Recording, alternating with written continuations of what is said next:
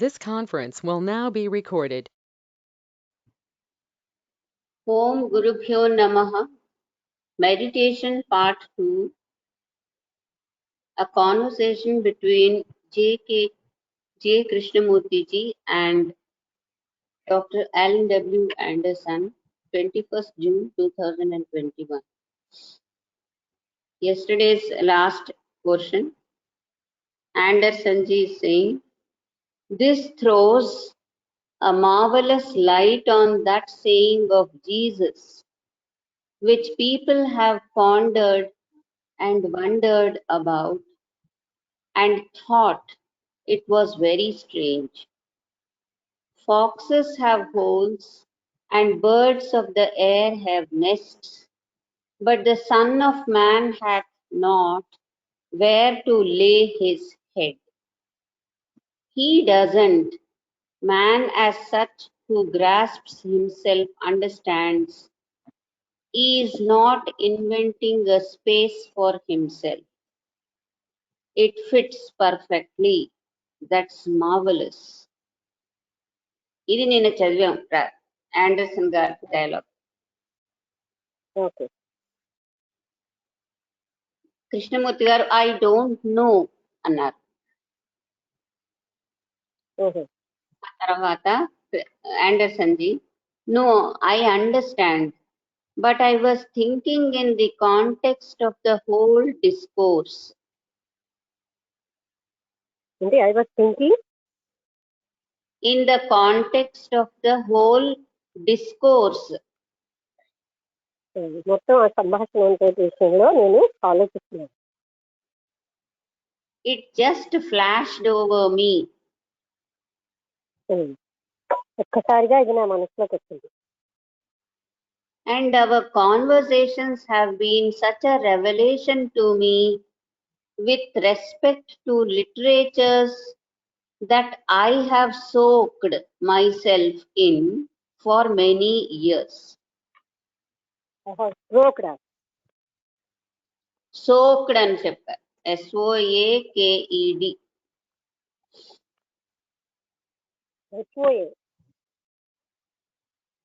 SOA మనం SOA.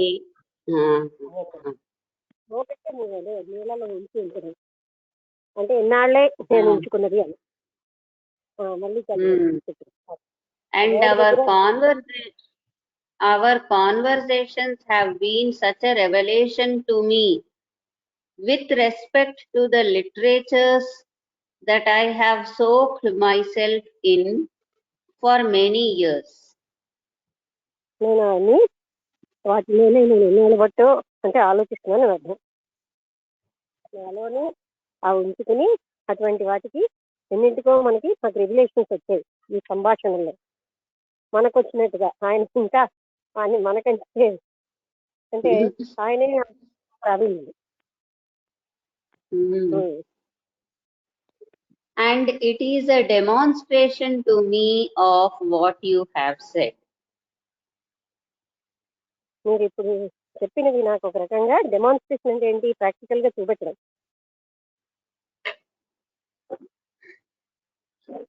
For instance, in so far as I ask these questions of myself personally, precisely as ఈ ప్రశ్నలు నేను వ్యక్తిగతంగా అడిగితే precisely as they become answered. వాటన్నిటికీ ఇప్పుడు సమాధానాలు వచ్చాయి కరెక్ట్ గా, ఎగ్జాక్ట్ గా. తర్వాత కృష్ణమూర్తి గారు quite sir Anderson ji. So all these things out here become answered. అందుకని ఇక్కడ ఉన్న అన్నిటికీ కూడా ఆన్సర్ ఇవ్వబడింది. And what could be more empirically demonstrable to an individual that I am the world and the world is me than that? ఒక వ్యక్తికి ఇంకేమిటి అంత బాగా చెప్పగలిగేది నేనే ప్రపంచం ప్రపంచంలో నేను అనే విషయం అంటే చెప్పవలసింది ఇంకేంటి? Krishnamurti garu, that's right, sir.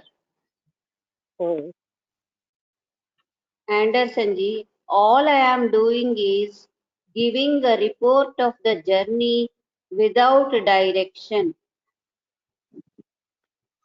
నేను చేస్తుందంతా ఏంటంటే ఈ ప్రయాణానికి ఒక దిశ లేకుండా రిపోర్ట్ ఇస్తున్నాను, వితౌట్ ఏ డైరెక్షన్. అంటే ఒకే ఒక యాంగిల్లో కాకుండా. Krishnamurti ji, so sir, look, the world is getting more and more overpopulated. చూడండి, ప్రపంచం రోజు రోజుకి ఎక్కువగా జనాభాతో నిండిపోతుంది. Cities are growing more and more, spreading. ఎక్కువగా వ్యాపించిపోతుంది రోజు రోజుకి. Man is getting less and less space and therefore driving out animals, killing. మనిషికి ఏంటంటే జాగా తక్కువైపోతుంది, అందుకని జంతువులను చంపడం చేస్తున్నారు. Anderson ji, oh yes అన్నారు. కృష్ణమూర్తి గారు, killing the red Indians, the American Indians, killing the Indians in Brazil and so on. అంటే రెడ్ ఇండియన్స్ చంపడం, అమెరికన్ ఇండియన్స్ చంపడం, బ్రెజిల్లో ఉన్న ఇండియన్స్ చంపడం మొదలైనవన్నీ. అంటే ఇలా ఒకరినొకరు చంపేస్తున్నారు. They are doing this. Actually, it is going on. వాళ్ళు అలా చేస్తున్నారు, ఇది జరుగుతూనే ఉంది. And having no space out there outwardly, except on occasions I go off into the country. బయట ఎక్కడా జాగా లేకపోవడం, ఎప్పుడో కంట్రీ సైడ్ అంటే విలేజ్ సైడ్ అంటే అవుట్ సైడ్ వెళ్ళినప్పుడు తప్ప. And I say to myself, my God, I wish I could live here.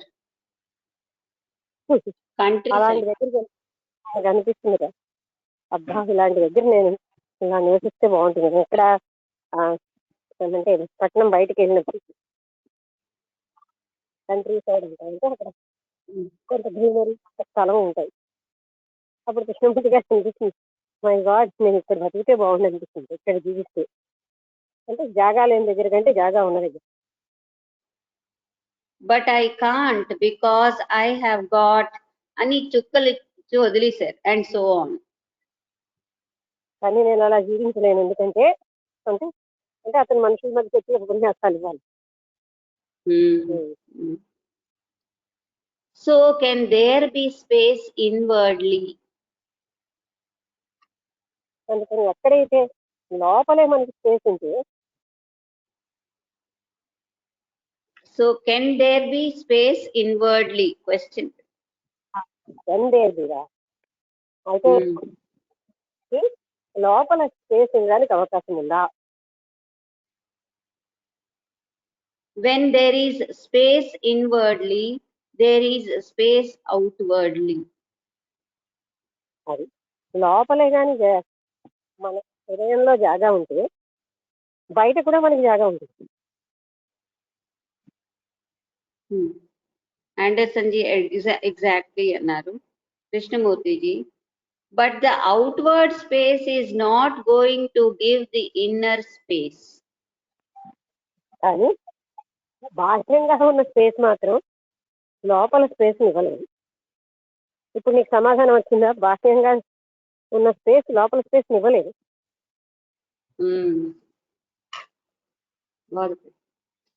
Inward గా ఉన్న స్పేస్ అవుట్వర్డ్ స్పేస్ ఇవ్వగలదు. అవుట్వర్డ్ స్పేస్ మాత్రం ఇవ్వలేదు.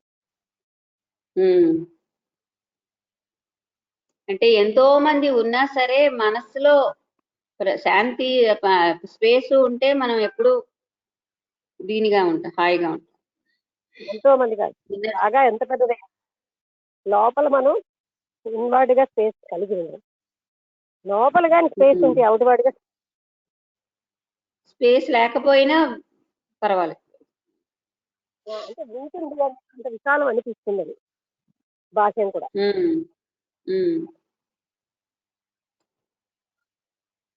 The inner space of mind that is free from occupation, comma, అంటే మన అంతర్గతమైన మనసు ఏ వృత్తులు లేకుండా ఉండేటట్లు. వృత్తులు అంటే ఏ పనులు. though it is occupied at the moment with what it has to do, though it is occupied with the moment, ఆ క్షణానికి అది ఏం చెయ్యాలో దాంతో ఆక్యుపై అవ్వచ్చు. అంటే ఆ శరీరం మీద కూడా మనసు పెట్టకపోతే మరి కాదు. it is occupied but free. The moment it is finished, it is over. అది ఆ క్షణానికి చేయాల్సిన పని తప్ప మిగతా ఆక్యుపేషన్ ఏమీ లేకపోతే ఆ పని అయిపోగానే అది ఫ్రీ అయిపోతుంది. I don't carry the office to my home.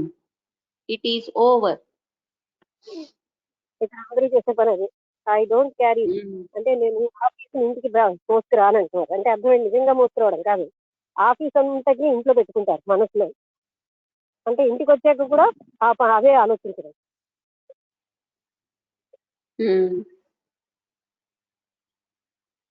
It is over. So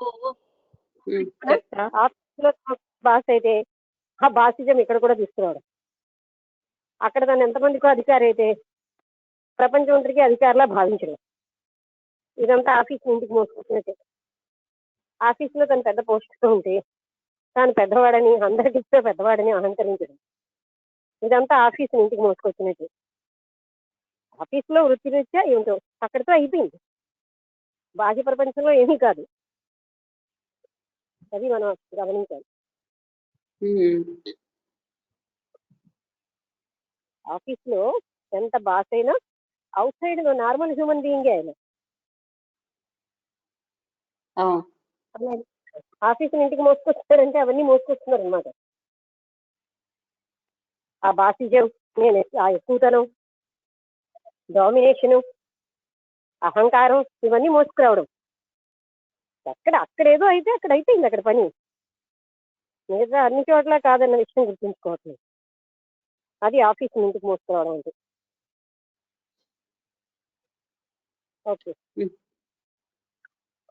So space in the mind means the emptying of consciousness of all its content.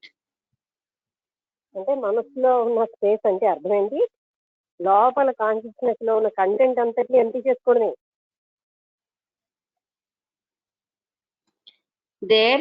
Therefore the consciousness which thought as the me has created ends. Created ends. The consciousness which thought as the me. లేదు, నాకు అర్థం కాదు ఆ last పదం. has created ends. Okay. It ends. And therefore there is space. అంటే ఈ consciousness ఇదంతటిని create చేసింది. అది ఎప్పుడైతే ఎంపీ అయిపోయిందో అక్కడ స్పేస్ ఉంటుంది. And that space isn't yours or mine. It is space. ఆ స్పేస్ నీది నాది కాదు, అది స్పేసే. అంటే మనసులో ఉన్న స్పేస్ అది ఎవరిది కాదు, అది అక్కడ ఉంటుంది అంతే. Okay, you follow. ఇక్కడ జోక్ ఏంటంటే బయట ఉన్న స్పేస్ నీదా నాదా అని కొట్టుకొస్తున్నాయి. ఆ లోపల ఉన్న space it not yours or mind, నాది కాదు నీది కాదు.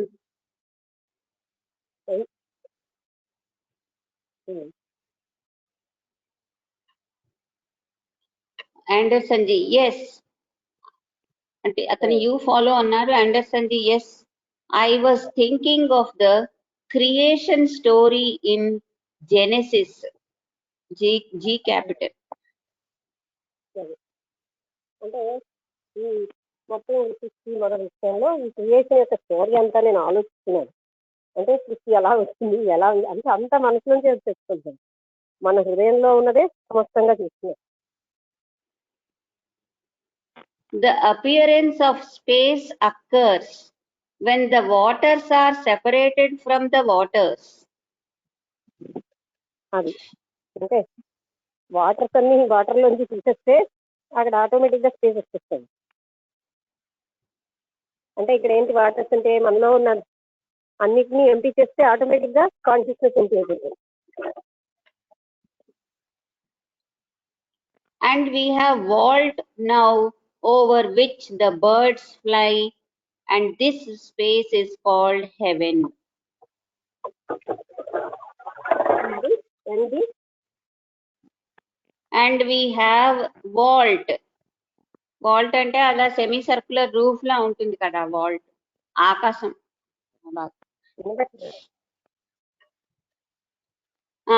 We have vault now over which the birds fly.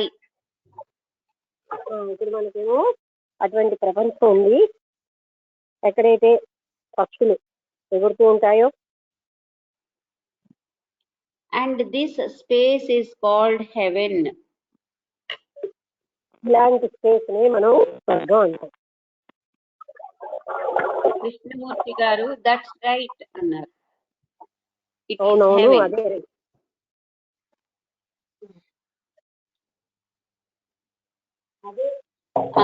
అదే స్వర్గం అన్నారు ఆయన కూడా. సార్ కృష్ణమూర్తి గారు అన్నారు, so space, direction, time, will, choice, control, you understand sir? అక్కడ space, direction, choice, will, control ఇవన్నీ ఉన్నాయి. Now all that has importance in my living, in the daily living of my life, of every human being. అవన్నీ కూడా నా living అంటే నేను జీవించడానికి అవసరం, అంటే నేను నిత్యం జీవించడానికి. In daily living of human life, మానవ జీవితానికి ఇవన్నీ అవసరం. If he doesn't know what the meaning of meditation is, ఒకవేళ ఆయనకి మెడిటేషన్ అంటే ఏమిటో తెలియకపోతే, he merely lives in that field of knowledge and therefore that becomes a prison. ఆయన ఆ నాలెడ్జ్ అనే ఒక ఫీల్డ్ లోనే జీవిస్తాడు. అందువల్ల అదేంటవుతుందంటే ఒక ప్రిజన్, అంటే కారాగారం లాగా అయిపోతుంది. And therefore being in prison, he says, I must escape through entertainment. అది అంటే మెడిటేషన్ అంటే ఏమిటో తెలియదు అనుకోండి, అంటే ఎంపింగ్ కాన్షియస్నెస్ అని. వాళ్ళు ఏం చేస్తారు, ఈ నాలెడ్జ్ లోనే జీవిస్తారు. అంటే వాళ్ళు జైల్లో ఉన్నట్టు ఫీల్ అవుతారు. అందుకని ఆ జైల్లోంచి తప్పించుకోవడానికి వాళ్ళకి వినోదం కావాలి. ఎంటర్టైన్మెంట్ అంటే వినోదం. I must escape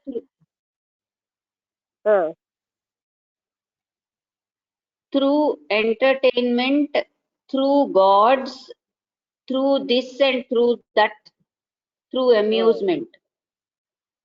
అది వినోదం, భగవంతుడు, దేవుళ్ళు, ఇది అది అన్ని కావాలి. అంటే ఆ విధంగా వాళ్ళు అప్పుడు కొంత అమ్యూజ్మెంట్ అంటే ఆనందాలు, అప్పుడు మాత్రమే వాళ్ళు బయట కొంచెం ఆనందం పొందుతారు. లోపలంతా ప్రిజన్లో ఉంటుంది కదా. ఆ నాలెడ్జ్ అనే దాంట్లో బంధిస్తే జైల్లో ఉంటుంది. ఆ జైల్లోంచి వాళ్ళు పారిపోవాలని చూస్తారు. అందుకని వినోదం కావాలి, ఈ దేవుడు ఆ దేవుడు, ఇది ఈ పని ఆ పని, ఈ సరదా ఆ సరదా అంటూ బయటికి పరిగెడతారు. You know, that is what is actually taking place. ఇదే జరుగుతుంది. మీకు తెలుసా విషయం? ఆండర్సన్ జీ అన్నారు ద వర్డ్ వెకేషన్ అని వదిలేశారు అక్కడ. అంటే అక్కడ అర్థం ఖాళీ స్థలం. వెకేషన్ అంటే ఖాళీ అని. కృష్ణమూర్తిజీ వెకేషన్, దట్స్ రైట్. అంటే వాళ్ళు నిండిపోయి ఉన్నారు కదా, ఖాళీ కావాలి వాళ్ళు. నిజం, వెకేషన్ వెకేషన్ అంటే సెలవనే కాదు, ఖాళీ అని. Anderson ji the word vacation says it all. మొత్తం ఇదంతా దాన్ని చెప్తుంది. To vacate is to exit into space. Vacate అంటే అర్థం ఏంటి? స్పేస్ లోకి వెళ్ళిపోతున్నాం.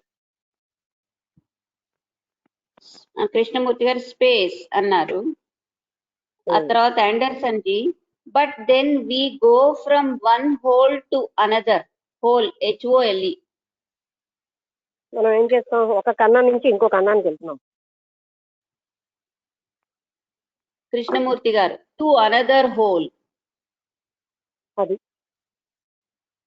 వేరే కన్నానికి వెళ్తూ ఉంటాం.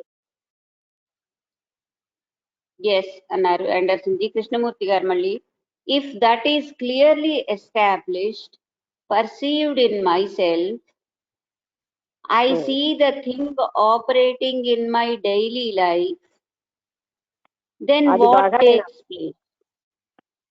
ఈ విషయాన్ని నేను బాగా అర్థం చేసుకుంటే, బాగా అవగాహన చేసుకుంటే, ఈ నిత్య జీవితంలో ఏం జరుగుతుందో నేను అర్థం చేసుకున్నాను. Space means silence. ఏంటి? స్పేస్ మీన్స్ సైలెన్స్ అన్నారు. సైలెన్స్. స్పేస్ అంటే సైలెన్స్ అనమాట. అంటే ఏమీ లేకుండా సైలెంట్ గా ఉండడం. అది కూడా ఒక meaning. If there is no silence there is direction. Silence లేకపోతే డైరెక్షన్ ఉంటుంది, దిశ. It is the operation of will. I must do, I must not do, I must practice this, I must get this. You follow? అంటే నేను చెయ్యాలి, నేను చేయకూడదు, ఇది నేను ప్రాక్టీస్ చేయాలి, అది నేను ప్రాక్టీస్ చేయకూడదు, ఇలాంటివన్నీ అక్కడ ఉంటాయి. అది direction. The should be, should not be, what has been, what should not be, I regret. అది should be, should not be అంటే చెయ్యొచ్చుని, చేయకూడని, ఏది ఉంది, ఏం ఉండకూడదు, ఇలాంటివన్నీ. All that operates. ఇవన్నీ అప్పుడు పనిచేస్తాయి. Therefore space means silence inwardly. ఎందుకంటే స్పేస్ అంటే అర్థం అంతర్గతంగా మౌనం. Silence isn't the space between two noises. Silence అంటే రెండు శబ్దాల మధ్య ఉన్నటువంటి ఖాళీనే సైలెన్స్ అని అంటున్నాయి. Isn't, Lakshmi? కాదా అని అడుగుతున్నాయి. Statement as silence isn't the space between two noises. రెండు శబ్దాల మధ్య ఉన్న ఖాళీ సైలెన్స్ కాదంటుంది. అలాంటి సైలెన్స్ కాదండి. Silence isn't the cessation of noise. మళ్ళీ ఆ మొత్తం సౌండ్ అంతా ఆగిపోవడం కాదు. Silence isn't something that thought has created. ఆలోచనతో నిర్మితమైన సైలెన్స్ కాదు. It comes naturally, inevitably, as you open, as you observe, examine, as you investigate. ఇది సహజంగా వస్తుంది, తప్పనిసరిగా వస్తుంది. మిమ్మల్ని మీరు పరిశీలించుకున్నప్పుడు, మిమ్మల్ని మీరు పూర్తిగా ఓపెన్ చేసుకుని చూస్తున్నప్పుడు, ఎగ్జామిన్ తర్వాత ఏంటి, as you open, observe, examine and as you investigate. మిమ్మల్ని మీరు పరిశోధించుకున్నప్పుడు, మిమ్మల్ని మీరు అబ్జర్వ్ చేసుకున్నప్పుడు వచ్చినటువంటి సైలెన్స్ అన్నమాట. అటువంటి silence. So then the question arises, silence without a movement. అది ఒక్క క్షణం కూడా వితౌట్ ఏ మూమెంట్, అంటే సైలెన్స్ లేకుండా, అంటే వితౌట్ ఒక నిమిషం కూడా మనం సైలెన్స్ వితౌట్ ఏ మూమెంట్, అంటే క్షణం కూడా సైలెన్స్ గా ఉండట్లేదు. Without a movement, నేను సరిగ్గా చదవలేదేమో. మూవ్మెంట్ అంటే ఏ కదలిక లేనటువంటి సైలెన్స్, ఏ చలనం లేని silence. Movement of direction, movement of thought, movement of time. సమయంతో ఉన్న మూమెంట్ కానీ, ఒక దిశలో ఉన్న మూమెంట్ కానీ, ఆలోచనతో ఉన్న మూమెంట్ కానీ కాదు. Now that silence, can that operate in my daily life? ఆ సైలెన్స్ ఏదైతే నేను ఇప్పుడు చెప్తున్నానో అది నా జీవితంలో ఉండగలగా, ఆపరేట్ అంటే నిరంతరంగా పనిచేస్తూ ఉంటుందా, అంటే అలాంటి సైలెన్స్ తో ఉండగలనా అని వచ్చాను. I live in the field of noise as knowledge. అది నేను నాయిస్ అంటే సౌండ్, శబ్దమే జ్ఞానం అని ఆ ఫీల్డ్ లో నేను జీవిస్తున్నాను. That I have to do. అంటే శబ్దమే అంటే ఇక్కడ మనం నిజంగా అంటే అలా ఆలోచించాం కానీ మనకు ఎన్నో విషయాలు తెలుసుకుని అదే ఆ నాయస్, అది నాయస్తుమా అన్న సంగతి మనకు తెలియట్లేదు.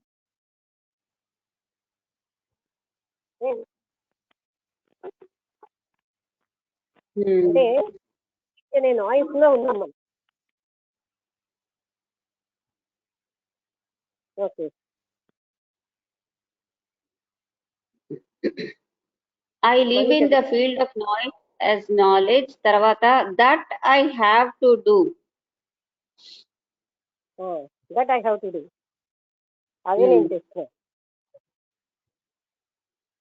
And is there a living with silence and at the same time the other?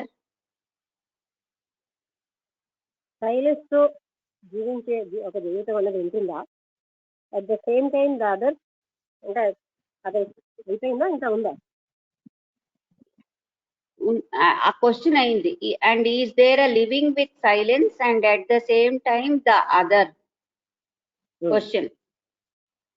అదే సైలెన్స్ తోటి అంతటితోటి అదే సమయంలో అంతటి ఉండగలనా? The two moving together, two rivers flowing in balance. అదే ఈ రెండు ఒకేసారి వెళ్తున్నాయి, అంటే రెండు నదులు బ్యాలెన్స్ గా ప్రవహిస్తున్నాయి. No division, you follow in harmony. Division లేదు, హార్మోనీగా ఉంది, సమస్యతో ఉంది.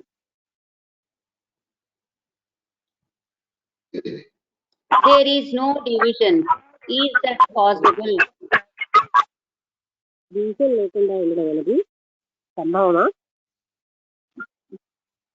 Because otherwise, if that is not possible, to be deeply honest, I can only live that in the field of knowledge. మీకు ఈ వాక్యం అర్థమయ్యి చదివేస్తా, గడి ఆగుతూ చదవాలి. దట్ ఈస్ నాట్ పాసిబుల్, అదే కానీ సంభవం కాకపోతే, అంటే ఏది ముందు చెప్పారు కదా, అంటే టోటల్ సైలెన్స్ లో ఉంటే అదర్స్ అన్నది లేకుండా అని. అది ముందు వాక్యం చదివి. ముందు వాక్యం నో డివిజన్ అని ఉంది. The two moving together, two rivers flowing in balance, no division.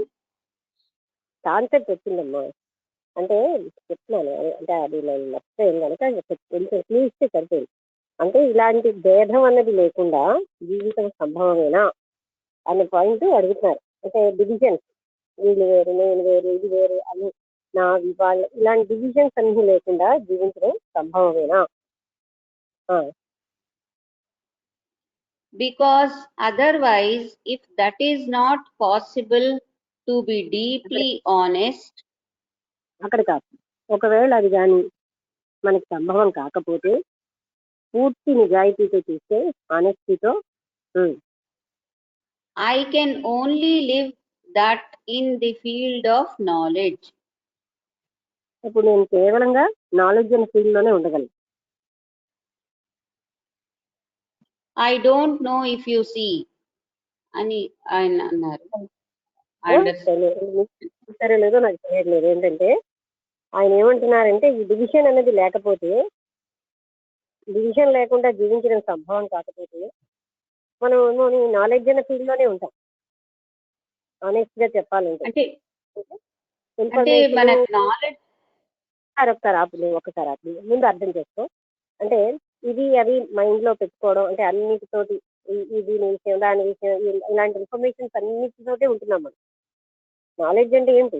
దీనికి విషయం దాని విషయం తెలియదు, దీని విషయం తెలియదు, ఇవన్నిటితో నింపుకుంటున్నాం. అందులోనే గందరగోళం ఉంది. మనం నాలెడ్జ్ అనేది మనకి గందరగోళం చేస్తుంది. ఇప్పుడు ఒక వ్యక్తి కోసం ప్రీ డిటర్మిన్డ్ ఐడియాస్ పెట్టుకుంటాం. వాళ్ళు చాలా పెద్దవాళ్ళు ఇవ్వండి అని. వాళ్ళు ఎంత బాగా ఉన్నా, ఎంత సిన్సియర్ గా ఉన్నా, ఎంత నిజాయితీతో ఉన్నా మన మనసులో ఉన్న ఒపీనియనే చూస్తాం వాళ్ళని. ఇదంతా కూడా నాలెడ్జ్తో జీవించడం, యథార్థం చూడలేదు. అందుకని ఎప్పుడైతే డివిజన్ అనేది లేకపోతే ఇంకా నాలెడ్జ్ తోటి జీవిస్తాం. నాలెడ్జ్ అంటే ఇలాంటి విషయాలన్నిటితోటి ఈ గందరగోళాలన్నిటితోటి. నాలెడ్జ్ అంటే ఏంటి అర్థం? ఇన్ఫర్మేషన్ అబౌట్ థింగ్స్ అన్నమాట. ఆ పాస్ట్ చెందినటువంటి దాంతో జీవిస్తాం. దానివల్ల ఏంటి? కాన్ఫ్లిక్ట్, సంఘర్షణ, అశాంతులు, బాధలు ఇవన్నీ ఉంటాయి. అందుకని ఇలాంటి డివిజన్ లేకుండా జీవించడం సంభవం కాకపోతే ఇంకా నాలెడ్జ్ తోటి జీవిస్తాం అనమాట. ఆనెస్ట్ గా చెప్పాలంటే అంటున్నారు. ఇప్పుడు అర్థమైందా?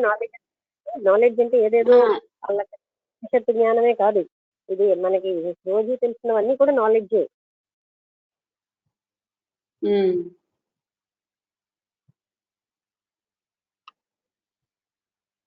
అంటే harmony between knowledge and silence established. అంటే ఉంచుకోవాలి జ్ఞానం, కానీ ఎక్కడ అవసరమో అక్కడే వాడి దాన్ని వదిలేయాలి.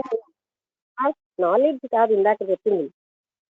అంటే ఆ సైలెన్స్ అదర్స్ రెండు కలిపి ఉండగలవా అన్నారు.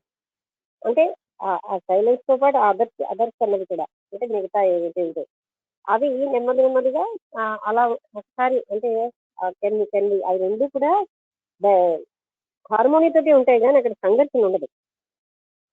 కానీ ఇక్కడ ఏం చెప్తున్నారు, మనం డివిజన్ అనేది లేకపోతే ఇది వెరీ ఇంపార్టెంట్ పాయింట్. అంటే ఈ డివిజన్ మన మనసులో ఎస్టాబ్లిష్ అయిపోయింది. డివిజన్ లేకుండా మనం జీవించగలమా? అలా జీవించలేకపోతున్నాం అంటే మరి నాలెడ్జ్ తోటి జీవిస్తాం. నాలెడ్జ్ అంటే ఏంటి అర్థం? నాలెడ్జ్ అంటే కేవలంగా అలా భగవద్గీత జ్ఞానం, ఉపనిషత్తు జ్ఞానం అని మన మనసులో ఉంది. జ్ఞానం అంటే అది కాదండి. ఏదైనాను ఆ వ్యక్తి దుర్మార్గుడు, ఈ వ్యక్తికి మహా పెద్ద అభిప్రాయాలు ఉన్నాయి, వాళ్ళు అసూయతో ఉన్నారు, ఇవన్నీ కూడా జ్ఞానమే. అలాంటి వాటితో మనం జీవిస్తాం. దానివల్ల కాన్ఫ్లిక్ట్ ఉంటుంది, సంఘర్షణలు, రోజు మనం ఎనర్జీ పోవడం, అశాంతులు, జీవితంలో పారిపోవాలనడం, మనం నిండిపోతూ ఉంటాం అనమాట. దాంతో ఏంటంటే మనం ఎంపీనెస్ కోసం బయటకు వెళ్తున్నాం.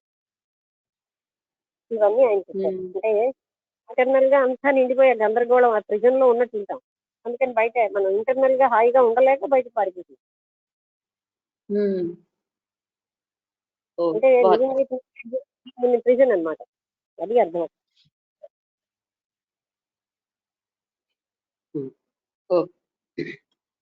సో ఫర్ మీ, కృష్ణమూర్తి గారు అన్నారు, so for me it is possible, therefore I'm not saying that out of vanity. నాకు ఇది మాత్రం సంభవం. నేను ఏం గొప్ప కోసం చెప్పట్లేదు. I say this in great humility. నమ్మడంతో నేను చెప్తున్నాను, నేను అది జీవిస్తున్నాను. అంటే without any knowledge I'm living. I think that is possible. It is so. అది పాసిబుల్ అని నేను అనుకుంటున్నాను. ఎందుకంటే ఒక వ్యక్తి సాధించగలిగి ఏ వ్యక్తి అయినా సాధించగలరు. అందువల్ల అది నాకు సంభవం అని అనుకుంటున్నాను. Then what takes place? ఇప్పుడు ఏం జరుగుతుంది? Then what is creation? అప్పుడు సృష్టి అంటే ఏంటి? Is creation something to be expressed in paint, poem, in statue, writing, in bringing about a baby? ఒకసారి అంటే మనం పెయింటింగ్ లోనో లేకపోతే ఒక అంటే ఏదిలో రాతల్లోనో అదేనా క్రియేషన్ అంటే? లేకపోతే ఒక పిల్లని కనడం ఇదేనా క్రియేషన్?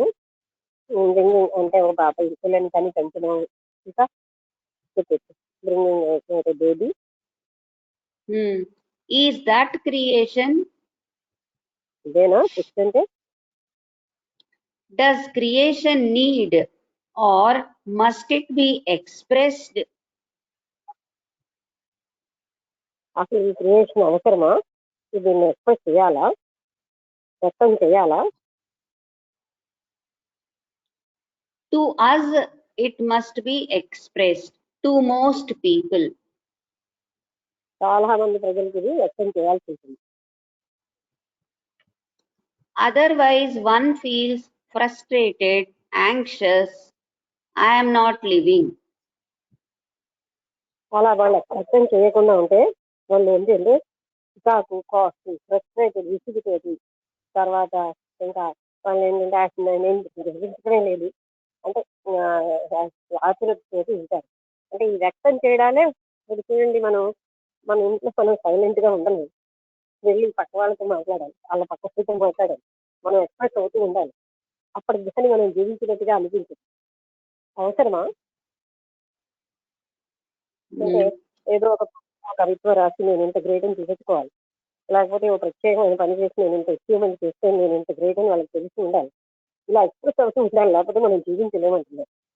ఇది చాలా నిజం. కానీ మనం అవన్నీ సామాన్యంగా స్వీకరిస్తున్నాం, కానీ అవసరమా అలా ఎక్స్ప్రెస్ అవ్వడం అనే పాయింట్ కూడా మనం ఎప్పుడు ఆలోచించాం కదా. మన దగ్గరికి వచ్చామంటే ఇంకా ఎక్స్ప్రెషన్ లేకపోతే జీవించలేము, మనం ఎక్స్ప్రెస్ అయిపోవాలి ఏదో రకంగా. మాకు ఇంతమంది పిల్లలు అండి, మీకు అందరండి మా ఆయన ఇచ్చేస్తున్నారండి, మీ ఆయన ఏం చేస్తున్నారండి, ఇంక ఈ అధో కబుర్లు అన్నీ మొదలెడతారు. ఎందుకంటే ఇట్లా ఎందుకు చెప్తానంటే ఇవన్నీ దేహభావాన్ని పెంచే కబుర్లు. మనుషులు సాధకులైన వాళ్ళకి అంటే మళ్ళీ తర్వాత ఏమైనా చికాకులు వచ్చింటుంది, అప్పుడు మనమే కదా కారణం అని ఆలోచించరు. అంటే మనిషికి ఎక్స్ప్రెస్ అవ్వకుండా జీవించడం చాలా మంది మనుషులకు సంభవం కాదంటున్నారు. కానీ ఏమీ కాదని ఉంటే ఏం నచ్చుతుంటా తక్కువ, కానీ ఏమీ కాదని వచ్చి అని ఉంటే అని అనిపించుకుంటే ఏమని నష్టం? అలా ఎందుకు జీవించలేము మనం? నేను నచ్చిందని ఎందుకు జీవించలేదు? అది యాక్చువల్గా నేను నచ్చింది, అది బాగా అర్థం చేసుకుంటే ఆ నేను నచ్చింది, ఇది లేదు అన్ని జరుగుతూ ఉంటే మనం అలా అన్నాం, అన్ని మనం అని పెట్టుకుంది. ఈ ఎక్స్ప్రెస్ అవ్వడానికి ట్రై చేయడంలోనే మనం ఎంత అసత్యంలోనో జీవించడానికి ఎస్టాబ్లిష్ చేసుకుంటున్నాం. అంటే అది గమనించారో లేదో నాకు అర్థం కావట్లేదు. మనం వ్యక్తం అవ్వడంలో అసలైనటువంటి విషయాన్ని పక్కన పెట్టేస్తాం. మహాత్ములు వాళ్ళు ఎక్కువ ఎందుకు మాట్లాడారంటే అక్కడ వాళ్ళు ఎక్స్ప్రెస్ అవ్వడానికి ట్రై చేయరు. ప్రత్యేకించి వాళ్ళు ఇంత గ్రేట్ అని అంత గ్రేట్ అని చెప్పుకోవడానికి ప్రయత్నించరు. వాళ్ళు ఎంత గ్రేట్ అయినా ఏమంటే మనమేమో అతి చిన్న విషయాన్ని ఎక్స్ప్రెస్ చేసేస్తూ ఉంటాం. ఈ మధ్య అందులో స్పేస్ ఏంటది, ఈ ఫేస్బుక్లు, వాట్సాప్లు ఇవన్నీ వచ్చాయి కదా. ఇవాళ ఒక చిన్న విషయం చేస్తే అది అక్కడ విషయంగా పెడుతున్నారు. అంటే ఈ మీడియా కూడా రావడంతో అంతకుముందు ఏంటంటే పక్క వాళ్ళతో కబుర్లతో ఇది, ఇప్పుడేమో వీటిల్లో కూడా అది ఒక అచీవ్మెంట్గా దీని పెద్ద ఎక్స్ప్రెస్ తెలుస్తాయి. అది కూడా one way of ignorance. What they are saying then they nothing they. ఈ విధంగా మోస్ట్ ఆఫ్ ద పీపుల్ అలా ఉండలేరని చెప్తున్నారు. మనం ఆయన వాక్యాన్ని ప్రతి దాన్ని జాగ్రత్తగా చూస్తే ఎంత మీనింగ్ ఉంటుందో. అది దాన్ని కలిగిన సోషల్ అంటాం, అంటే సోషల్ లైఫ్ అంటాం. అదే సోషల్ లైఫ్ లోపలేమో అసూయా ద్వేషాలు, పైకేమో ఎక్స్ప్రెషన్ తపన, ఇదా సోషల్ లైఫ్. అటువంటి సొసైటీ విచ్ఛిన్నం అవదు. ఎక్స్ప్రెషన్ కి తపనే సోషల్ లైఫ్ అండి. లోపల ప్రేమ, కంపాషన్ అది లేకుండా ఉన్న సొసైటీ విచ్ఛిన్నం అవుతూనే ఉంటుంది. ఎక్స్టర్నల్ గా ఉన్నదే మెయిన్ అనుకున్న సొసైటీ ఎన్నాళ్ళు ఉంటుంది? ఓకే.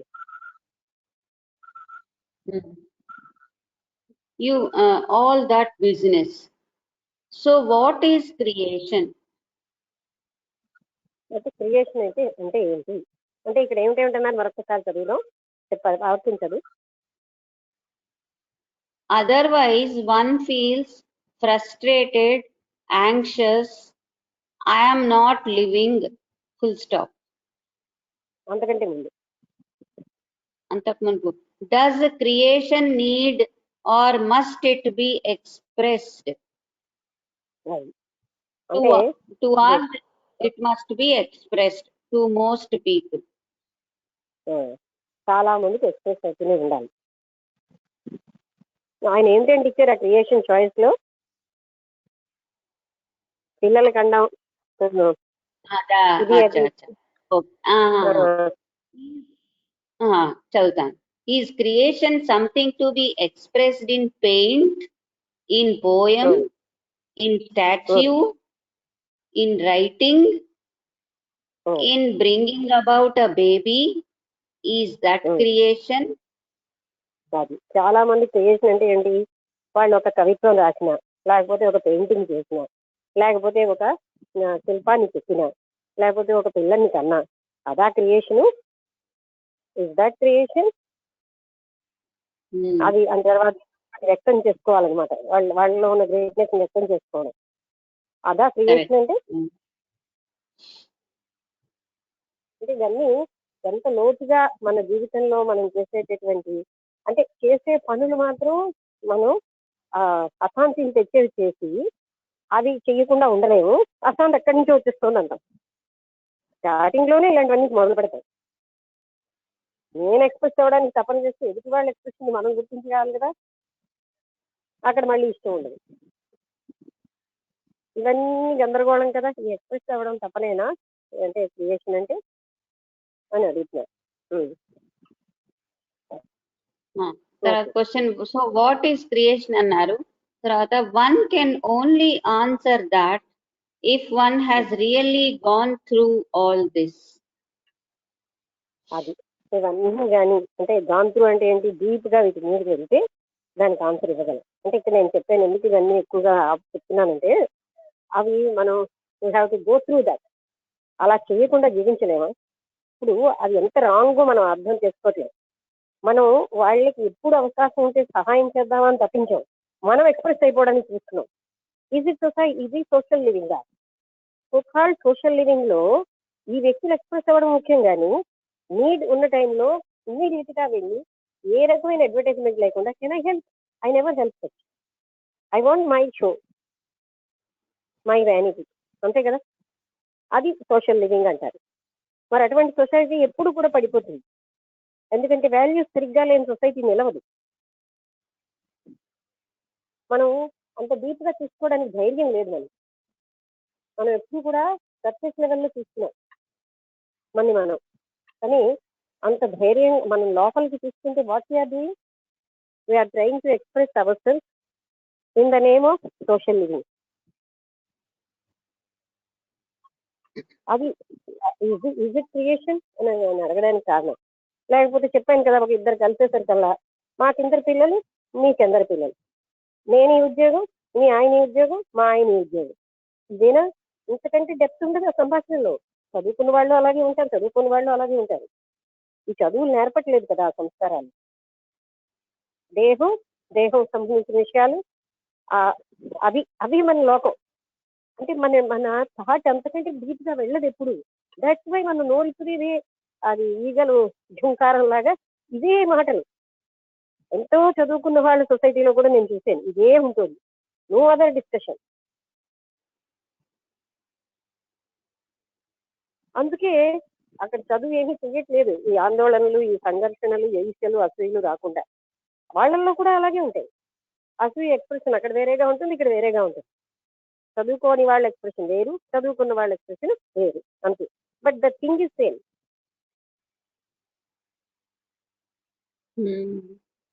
మన థాట్ అంతకంటే ఇప్పుడు వెళ్ళదు. ఒక వ్యక్తి ఇప్పుడు చేపల వాడిని కదిపితే చేపల కోసం మాట్లాడతాడు, ఇప్పుడు మాట్లాడిన వాళ్ళని కదిపితే ఇదే మాట్లాడితే ఇంకేం ఉండవు. పిల్లలు, సంసారము, భర్త, ఆ పిల్లల ప్రత్యేకతలు, నా ప్రత్యేకతలు, ఇవేనా? ఇంతే. నా పిల్లలు ఎక్కడెక్కడ ఎక్స్ప్రెస్ అవుతున్నారో ఫస్ట్ వాళ్ళు చెప్పుకోరు, ఎందుకంటే అది నా అచీవ్మెంట్. మళ్ళీ వాళ్ళు ఏ దొంగ అయితే అది చెప్పుకోరు. అవును.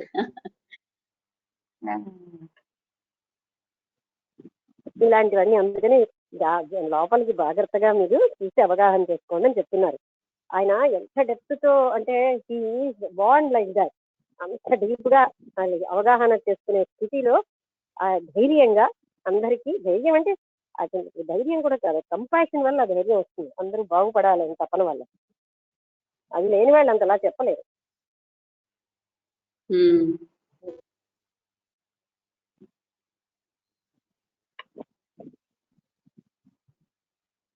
Okay. You understand, sir? Otherwise, creation becomes a rather cheap thing.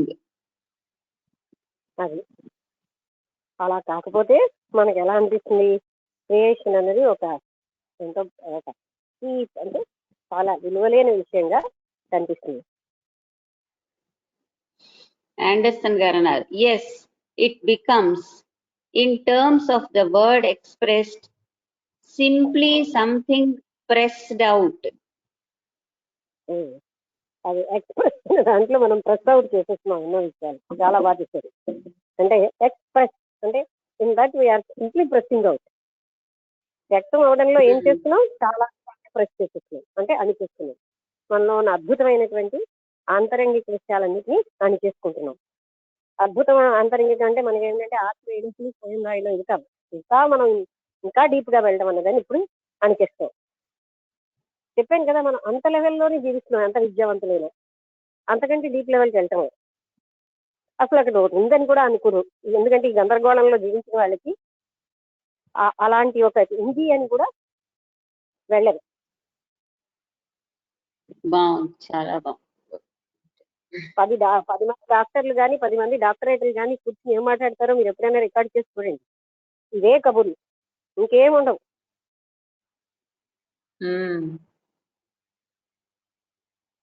ఎవరో అరుదుగా ఇప్పుడు 4-5 టీచర్లలో కొంతమంది అరుదుగా ఆ టీచింగ్ మెథడ్ లో ఏంటి మనం ఇంప్రూవ్ చేయాలి, ఏం చేయాలి, ఎలా అంటే ఏమో కొన్ని మాట్లాడతారు, కానీ వెరీ రేర్ అలాంటివి. అంటే ఇంకా అసలు మనం ఎఫిషియెంట్ ఎలా అవడం, ఈ పాయింట్ లో ఇది నాకు అర్థమైంది, ఇంకా ఏమైనా అర్థం ఉందా, ఇలాంటి టాపిక్స్ టీచర్లోని ఉండవు, ప్రొఫెసర్లోని ఉండవు, డాక్టర్లోని ఉండవు. అందుకే డాక్టర్లు 4 కలిస్తే బార్కి వెళ్ళి ఫుడ్ చేస్తున్నారు, ప్రొఫెసర్లు అంతే చేస్తున్నారు. ఎందుకంటే వాళ్ళ జీవితం వాళ్ళకి బోర్ అనమాట.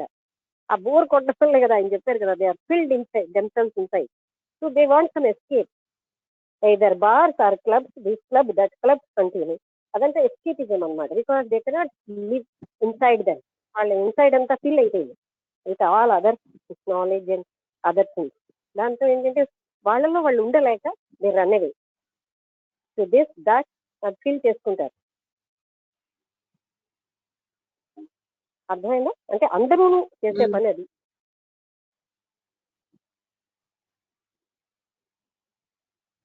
అందుకే ఈ విద్యా విధానం అంటే డీజనరేటింగ్ గా ఉండని అనడంలో కారణం అది. అంటే మనిషి తనలో తాను తృప్తిగా ఉండే విద్య ఎక్కడ చెప్పట్లేదు. అటువంటి విద్య అంటే ఇంపార్టెన్స్ ఇవ్వటం లేదు. జీవితంలో ఉన్న సంఘర్షణలు ఎలా ఫేస్ చేయాలి, లోపలంతా సంఘర్షణతో కాన్ఫ్లిక్ట్ తో ఉంటున్నాం. Can I live without any conflict, can I empty my self, ఇదేది మనం నేర్చుకోకపోవడం వల్ల మనలో మనం తృప్తిగా ఉండడం చేత కాదు. ఇంకెవరైనా ఉన్నా మనం ఎందుకంటే మనకున్నవన్నీ వాళ్ళకి ఆపాదిస్తాం. అందుకే ఇంటర్నేషనల్ ప్రెసిడెంట్ రాధాబన్నేర్ గారు చెప్తుంది, అలా కూర్చుంటే ఏంటి అలా ఇప్పుడే కూర్చున్నారు అని 10 మంది అడగడానికి వచ్చారు. ఆ కూర్చోవడం అనేది న్యాచురల్ థింగ్, అంటే కూర్చోవడం నిల్చోవడం కాదు, అక్కడ కామన్ గా సైలెంట్ గా ఉండడం. ఇప్పుడు అది అబ్నార్మల్ థింగ్ అయిపోయింది అని ఆవిడ చెప్పారు.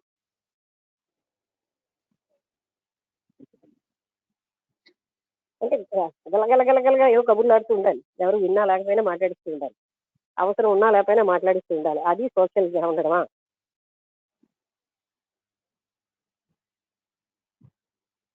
మన నార్మ్స్ ఎంత ఎలా ఉన్నాయో అన్నది మనం అర్థం చేసుకోవాలి. ఓకే. కృష్ణమూర్తి గారు కూడా ప్రెస్ అవుట్ ఆఫ్ కోర్స్ అన్నారు. అవును, ప్రెస్ చేసేస్తున్నాం కదా మన ఇన్సైడ్ అంతటిని. తర్వాత ఇంకా కంటిన్యూ చేస్తూ like the life of literary people who some of them are everlastingly in battle in themselves, tension and all that. నాకు మొదటి మాటలు వినబట్టం లేదు సరిగ్గా, అది టెక్నికల్ ప్రాబ్లం అవ్వచ్చు, మళ్ళీ సరిగ్గా చదువు. like the life of literary people. Life of literary people అంటే ఎడ్యుకేటెడ్ అని కూడా అనలేదు. ఈ లిటరేచరే మనం అంటే మనం లిటరేట్స్ అంటాం మనం, ఎందుకంటే మనం అక్షరాస్యత అనేది మనకు వచ్చి కనుక. Like the life of literary people యొక్క జీవితం, చదువుకున్న వాళ్ళ జీవితం లాగా. Okay. who some of them అని మళ్ళీ మధ్యలో పెట్టి are everlastingly in battle in themselves. అది వాళ్ళు నిరంతరాయంగా వాళ్ళలో వాళ్ళే సంఘర్షణలో ఉంటారు, యుద్ధాలు. టెన్షన్ అండ్ ఆల్ దాట్, దానివల్ల టెన్షన్ మొదలైనవన్నీ ఉంటాయి. And out of that they write a book, become famous.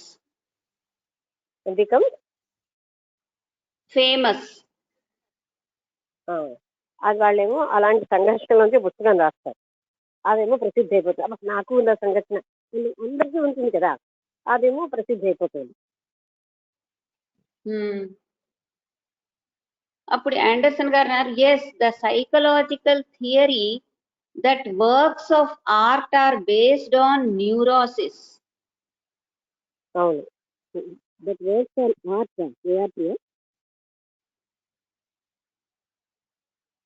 పదం అర్థం కదా.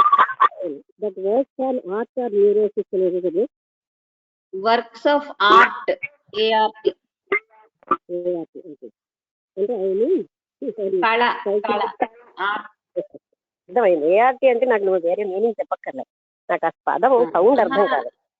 అదే దాని మీద ఆర్ట్ మీద ఆధారపడి ఉంటుంది, రకరకాల న్యూరోసిస్ అన్నారు. which means I am driven. అంటే నేను డ్రైవ్ చేయబడుతున్నాను, అంటే నేను చేయబడుతున్నాను.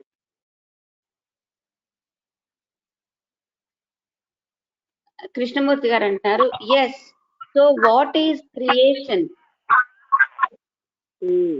అయితే అక్కడ క్రియేషన్ అంటే ఏమి లేదు, అక్కడ సృష్టి అనేది ఏమైనా. Is it something, a flowering in which the flower does not know that it is flowering? ఏదైనా అంతర్గతమైనటువంటి వికాసం ఒక వస్తువునికి అది వికసిస్తుందని దానికి తెలియదు. ఎగ్జాక్ట్లీ అన్నారు ఆండర్సన్. అంటే నిజమైన ఫ్లవరింగ్ ఉన్నప్పుడు ఎక్స్ప్రెషన్ ఉండదు అక్కడ.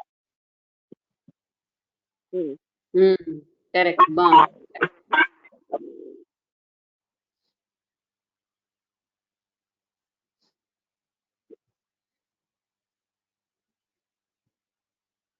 హలో లక్ష్మి, 7:28 అయింది, ఇక్కడ ఆపుదామా? సరే. అంటే ఇక్కడ మనకు నిజమైన వికాసం అది ఎవరిలో అయితే రెగ్యులేషన్లు వికాసం అవి వస్తుంటాయో వాళ్ళు ఎప్పుడు కూడా అంటే మాకు వచ్చేయి అని వాళ్ళకి తెలియకుండానే అదంతా అంటే జ్ఞానం అనేది వస్తున్న వాళ్ళు ఎప్పుడు కూడా వాళ్ళకి అంత జ్ఞానం వచ్చింది, ఏదో జ్ఞానం అంటే అవుట్ సైడ్ నాలెడ్జ్ కాదు, వాళ్ళకి అంత వికాసం వచ్చింది అని వాళ్ళకి తెలియదు. అది అక్కడ వాళ్ళు ఏదో గ్రేట్ అని ఎప్పుడు ఎక్స్ప్రెస్ చేసుకోరు, ఎందుకంటే వాళ్ళకి ఇతరులకి అలా రాలేదని కానీ వాళ్ళ అంటే తనకి అంతలా ఉంది అని కానీ తెలియదు అనేది. అంటే ఇప్పుడు ఇవన్నీ ఆర్టిఫిషియల్ థింగ్స్ కనుక అల్లకలు ఇది నేను నేర్చుకున్నాను, అల్ల వినేసుకున్నాను, ఇదిగో పెయింట్ వేసాను, ఇదిగో ఆర్ట్ వేసాను, ఆ తర్వాత ఈ కవిత్వం రాశాను, ఈ నవలు రాశాను, ఇవన్నీ ఇది చేసాను అది చేసాను ఇవన్నీ express. But they are not creation. ఆ తేడా అర్థమైందా? వాళ్ళని వాళ్ళు ఎక్స్ప్రెస్ చేసుకుంటున్నారు, but they are not creating anything. అలాగే పిల్లలు పెట్టిన క్రియేషన్ కాదు, సామాన్యంగా బయోలాజికల్ థియరీ. ఏ రెండు జంతువులు కలిసినా పిల్లలు పెడతారు, ఇంత దృశ్యం కాదు, అది క్రియేషన్ ఉంది, అది ఎక్స్ప్రెషన్. కరెక్ట్. హ్యూమన్ నేచర్ ని అంతగా ఎంత సమగ్రంగా ఆయన లోతుగా పరిశీలన చేసి చెప్తున్నారు.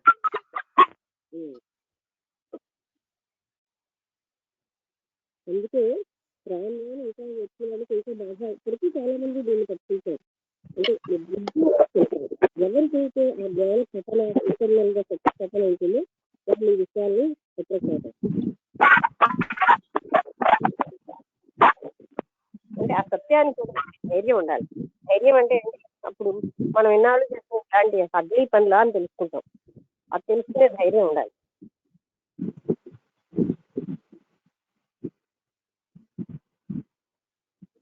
ఓకే, అంతా ఏ పాయింట్ చేసాం అని చూసాం అన్నది మనకి ఇప్పటికప్పుడు నేను క్లియర్గానే మీకు గమనిస్తున్నాను కదా. అంటే మొదటి నుంచి ఆయన వాట్ ఈస్ డిఫరెంట్ కంట్రీ మనం అనేది లేకుండా జీవిస్తున్నాం. అవుట్ సైడ్ స్పేస్ ఏమో ఇన్సైడ్ ఎవరు, కానీ ఇన్సైడ్ స్పేస్ ఉంటే మాత్రం అవుట్ సైడ్ స్పేస్ వస్తుంది. అంతే కదా, ఇంటర్నల్ గా విశాలత్వం ఉంటే ఎక్కడైనా మనం విశాలంగా జీవించగలం మానసికంగా. ఆ తర్వాత వాళ్ళు ఏం చెప్తున్నారంటే ఇప్పుడు నాలెడ్జ్ అనే దాంతో మనం ఇంటర్నల్ గా నింపేసుకుంటున్నాం, ఆల్ ద కంటెంట్ తో నింపుకుంటున్నాం. ఆ కంటెంట్ ఎంపీ చేసుకుంటే హ్యాపీ. అంటే అప్పుడు ఆ జీవనమే అద్భుతమైన జీవితం. అది అంటే లోపల ఉన్న అన్నిటినీ ఎంపీ చేసుకున్నప్పుడు మనం నిజంగా చెల్లి లైద్దాం, అలా జీవించగలగాలి అని అడుగుతున్నాం. తర్వాత ఒకవైపు అలాంటి వేలో జీవిస్తూ అంటే ఎంపీ అది స్పేస్. ఇంకొక వైపు అప్పుడు చేయాల్సిన పని ఒక్కటి తప్ప ఇంకేది అక్కడ ఉండదు. చేయాల్సిన పని అయిపోగానే మళ్ళీ ఎంపీ. అలా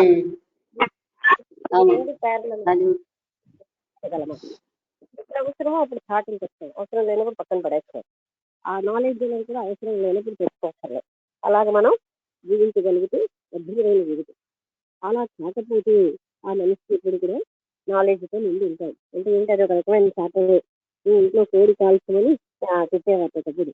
అలాంటి తిట్టాను, నాలెడ్జ్తో నిండి ఉండని చెప్పడం అంటే ఏంటి, when we're filled with knowledge we're filled with conflict. అప్పుడు మనకి సంఘర్షణలు వస్తాయి. ఇంకా దానివల్ల మనం ఎప్పుడూ కూడా ఏంటంటే ఎక్స్ప్రెషన్కే ట్రై చేస్తూ ఉంటాం, ఇది అది అని. బట్ ఎక్కడైనా ఎక్స్ప్రెషనే కానీ క్రియేషన్ లేదన్న విషయం మనం గుర్తుపెట్టుకోవాలి. అంటే అవగాహన చేసుకుంటే అర్థమవుతుంది. అంటే ఎప్పుడు కూడా ఎక్స్ప్రెషన్కే ట్రై చేస్తూ ఉంటాం. We're trying to express our self. ఇంకొకరి దగ్గరికి వెళ్ళి మనం ఈ ఎక్స్ప్రెషన్ చేసుకోవడాన్ని సాంఘికంగా ఉండడం అంటాం. ఇతరులు ఎక్స్ప్రెస్ చేసిన దాన్ని సహృదయంతో తీసుకోవాలి. అంటే ఎక్స్ప్రెషన్ ఇస్ నాట్ క్రియేషన్. ఆ పాయింట్ మనకు బాగా అవగాహన అవ్వాలి. అవ్వకపోతే మీకు అర్థం మళ్ళీ చెప్తాను. ఎక్స్ప్రెషన్ వేరు, క్రియేషన్ వేరు. అది ఇంకోటి ఏం చెప్తున్నారంటే, నిజమైనటువంటి వికాసం ఉన్నప్పుడు ఒక ఫ్లవర్ వికసించినట్టుగా దానికి తెలియదు. అలాగే ఆ నిజమైనటువంటి వికాసం వచ్చినప్పుడు ఆ వ్యక్తికి అది తెలియదు. అందుకే చౌరీస్ గారిని ఒక రోజు ఎన్లైటెండ్ వ్యక్తికి ఎన్లైటెండ్ అయ్యారన్న కాన్షియస్నెస్ ఉంటుందా అని అడిగితే ఉండదని చెప్పారు. ఆవిడ ఎన్లైటైన్మెంట్ డే వాళ్ళందరూ జరిపేవారు. అప్పుడు ఆవిడ దగ్గర కూర్చొని ఎన్లైటైన్మెంట్ డే జరుగుతున్నారు కదా, ఎన్లైటెన్ వ్యక్తికి అన్న భావంతో నేను అడిగాను. ఎన్లైటెండ్ అంటే ఆవిడ చాలా తక్కువ మాట్లాడేవారు. ఆవిడ దగ్గరికి వెళ్ళి అడగడం అంటే అంత ఉంటారు. అంటే ఎవరైతే ఆత్మసాక్షాత్కారం పొందారో వాళ్ళకి తాను పొందేను అన్న స్పృహ ఉంటుందా, వెంటనే ఆవిడ ఉండదు.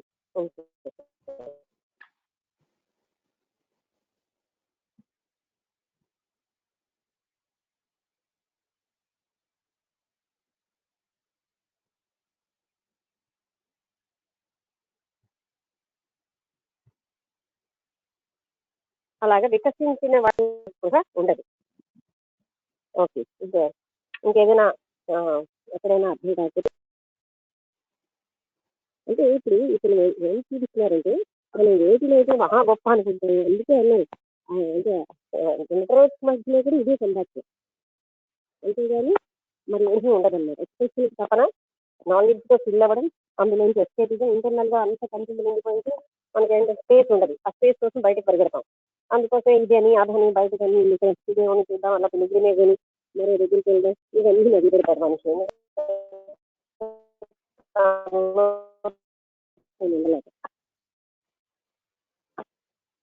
బికాస్ తనంతా గందరగోళం అయిపోయి ఉన్నారు. తనలోకి చూసుకుంటే మురికి కూపంలా ఉంటుంది. ఇది wants to run away from him. And for that టీవీలో రేడియో వినడం, ఇంకోటి చేయడం, వాళ్ళు అక్కడికి వెళ్ళడం, ఇక్కడికి వెళ్ళడం, వీళ్ళని ఉద్ధరిస్తాను వాళ్ళని ఉద్ధరిస్తాను అనడం, క్లబ్బులు షికార్లు ఇవన్నీ మొదలవుతాయి అక్కడి నుంచి. Because we cannot be happy contented in himself. Okay, అర్థమైందా అందరికీ? అడగండి, లేకపోతే మీరు చెప్పండి.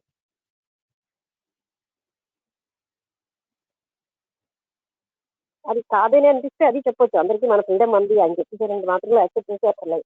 నేనైతే అలా యాక్సెప్ట్ చేయను. అది నాకు కూడా కరెక్ట్ అనిపిస్తేనే యాక్సెప్ట్ చేస్తాను.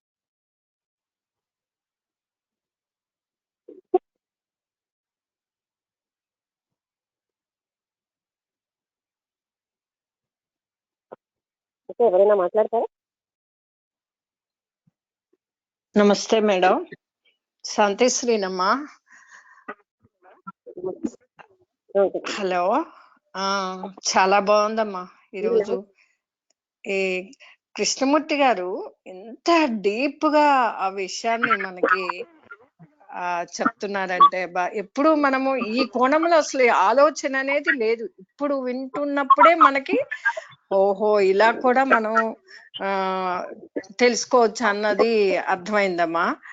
ఎంత బాగుందంటే నిజంగా ప్రతి విషయం కూడా మనం అంతర్ముఖంగా చూసుకోవాలి. ఏం జరుగుతున్నా కూడా అది ఆ మైండ్ స్పేస్ అనేది, ఆ స్పేస్ ఇవ్వటంలోనే మైండ్ లో ఉండే చిన్న అంటే సంకుచితం అని కూడా మనం అంటాం. మన మైండ్ లో స్పేస్ ఎక్కువ ఉంటే ప్రపంచం అంతా విశాలంగా ఉంటుంది. అదే మైండ్ సంకుచితంగా స్పేస్ లేనట్టుగా ఆలోచిస్తే అంతా ప్రపంచం అంతా కూడా సంకుచితంగానే కనిపిస్తుంది. అది ఆ పాయింట్ చాలా బాగుందమ్మా. తర్వాత మన మైండ్ లో నుంచి నాలెడ్జ్ అంటే దీన్ని తీసేస్తే చాలా విశాలంగా ఉంటుందని కూడా ఆ పాయింట్ కూడా చాలా బాగుందమ్మా.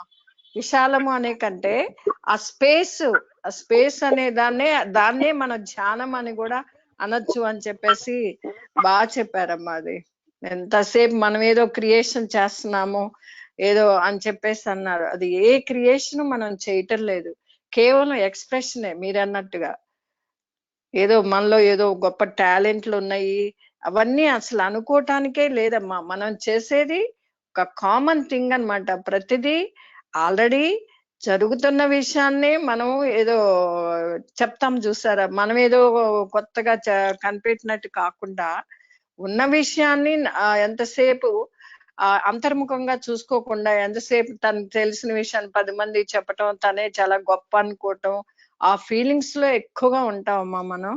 అదే ఆ విషయం కూడా చాలా అంతర్ముఖంగా ఎప్పుడూ చూసుకుని మనం ఆ ప్రశాంతంగా ఉండొచ్చు, వితౌట్ నాలెడ్జ్ కూడా బ్రతకొచ్చు అని కృష్ణమూర్తి గారు చెప్పడం అది చాలా బాగుందమ్మా. ఆ పాయింట్ చాలా మనం ఎప్పుడు మన్నం చేసుకోవాల్సిన పాయింట్ తల్లి. అది చాలా నచ్చింది, చాలా బాగుందమ్మా. సంతోషం, నాకు అర్థమైంది ఇదమ్మా. సంతోషం, ధన్యవాదాలు.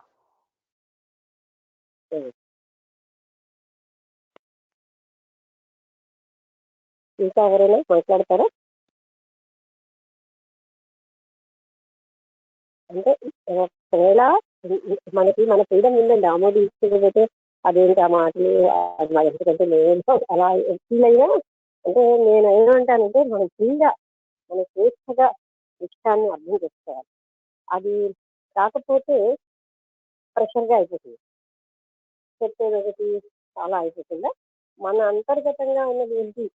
కృష్ణమూర్తి గారు ఇలాగే మీరు ఉండాలని ఎక్కడ చెప్పలేదు. అవునమ్మా.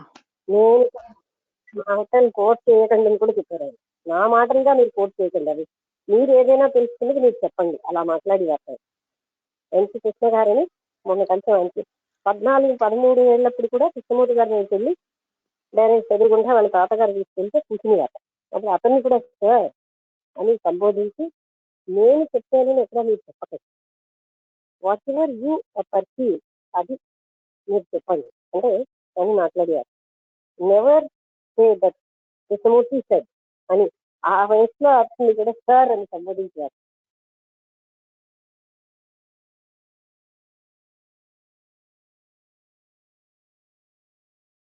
నమస్తే అమ్మా. చాలా బాగుంది, కొత్త కోణం గమనిస్తున్నట్టుగా అనిపిస్తుంది. లోపలికి చూసుకోవడంలో బయట ప్రపంచంతో మునిగిపోవడంలో లోపలికి చూసుకోవడం అనేది పూర్తిగా వదిలేసి పరిగెత్తడం అనేది జరుగుతుంది బయట. నిజం.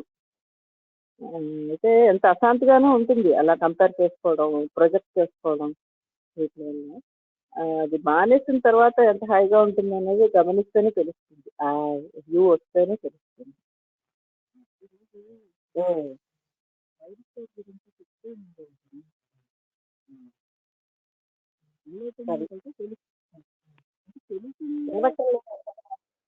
అమ్మా వినిపించట్లేదమ్మా, వినిపించట్లేదు. నేను మాట్లాడుతున్నాను, వినిపించట్లేదా? అదే సౌరిష్ గారి గురించి చెప్పారు. సౌరిష్ గారి గురించి ఎన్లైటన్మెంట్ జరిగితే తెలుస్తుందా అంటే తెలియదు అన్నారు. అంటే మరి అంటే వాళ్ళకున్న సమానత్వం వల్ల అందరినీ సమానంగా చూడడం ఇలాంటివి వస్తున్నప్పుడు ఎన్లైటన్మెంట్ జరిగితే తెలియదు అనే విషయం నాకు అర్థం కాలేదు. అది ఎలా దాని ఎన్లైటన్ అయిన అవేర్నెస్ ఉండదు, అదే నేను అడిగాను. ఉంటుందా అంటే ఉండదు అని అడిగాను. ఆవిడ అలాగే క్లుప్తంగా చెప్పేవారు. అంటే వాళ్ళు ఎన్లైటన్మెంట్ తెలీదా వాళ్ళకి స్పృహ ఉండదు.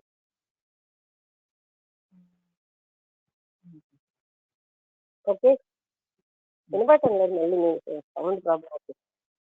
అవును, ఆ ఎన్లైటెడ్ అనే స్పృహ ఉండదు.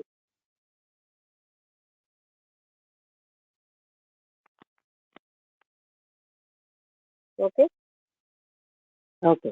వసంత గారు మాట్లాడుతున్నారా?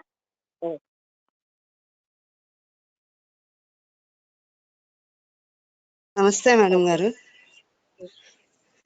నమస్తే. ఇవాళ అయితే నాకు చాలా బాగా అర్థమైందండి. ప్రతి విషయం ఈచ్ అండ్ ఎవ్రీ పాయింట్ చాలా చాలా చాలా బాగా అర్థమైంది. విలువలు లేనిది అసలు అంటే విలువలు ఏమి కూడా పట్టించుకోకుండా ఉంటే సొసైటీ కూడా నిలవదు అన్న విషయాన్ని ఎంత క్లియర్ గా చెప్పారు అంటే, అంటే విలువలు లేకుండా అందరం కూడా ఎలా ఉంటున్నామంటే ప్రతి ఒక్కరం కూడా ఏదైనా బయట జరిగిన విషయాలన్నిటిని కూడా చెప్పుకుంటూ ప్రతి ఒక్కరితోనూ వాళ్ళు అలా చేశారు వీళ్ళు ఇలా చేశారు అని చెప్పేసి చెప్పుకుంటూ అందులోనే ఉండిపోతూ మళ్ళా దానికోసం వేరే ఎంటర్టైన్మెంట్ కోసం ఏదో బయటికి వెళ్ళాలనేసి ఏదో టీవీ చూడాలని ఇలాంటి రకాలైనటువంటి కార్యక్రమాలన్నీ కూడా చూసుకుంటూ వాటిలోనే ఉండిపోతున్నాం తప్ప బయటికి రావడానికి ఎవరు కూడా ఇష్టపడలేదు.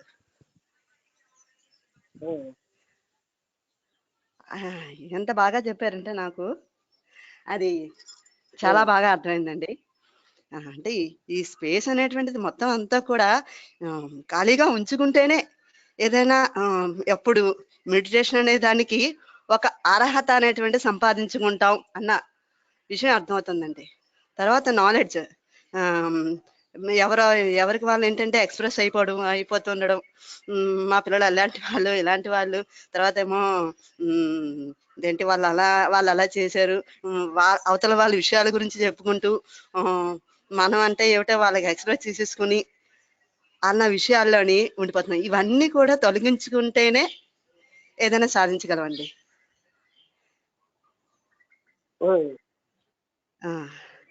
ఆ విషయాలన్నీ కూడా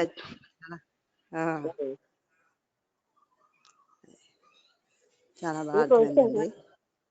ఇల్లు ఎవరిల్లైనా ఎంతగా ఉంటే సౌందర్యంగా ఉంటుంది.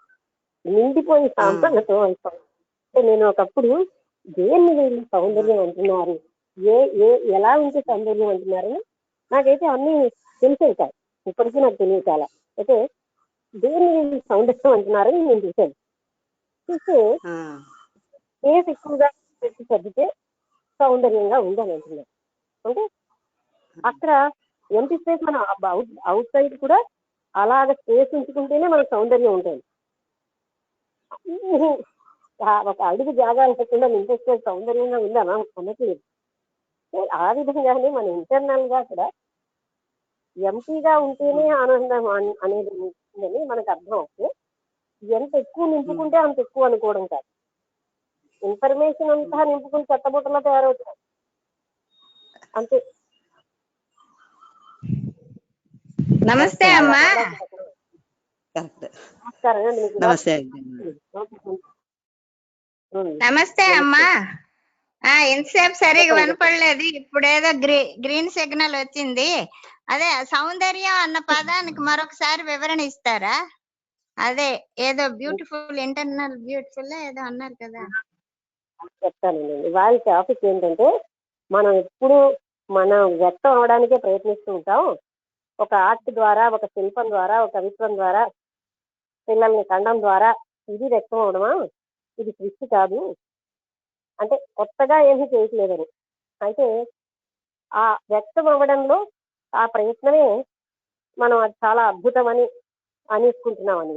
తర్వాత ఏంటంటే మన అంతర్గతం అంతా కూడా మనం ఎంపీ చేసుకోకుండా ఉంటే జ్ఞానం, నాలెడ్జ్తో నిండిపోతాం. జ్ఞానం అంటే జ్ఞానం అని తెలుగులో ఒకటే పదం.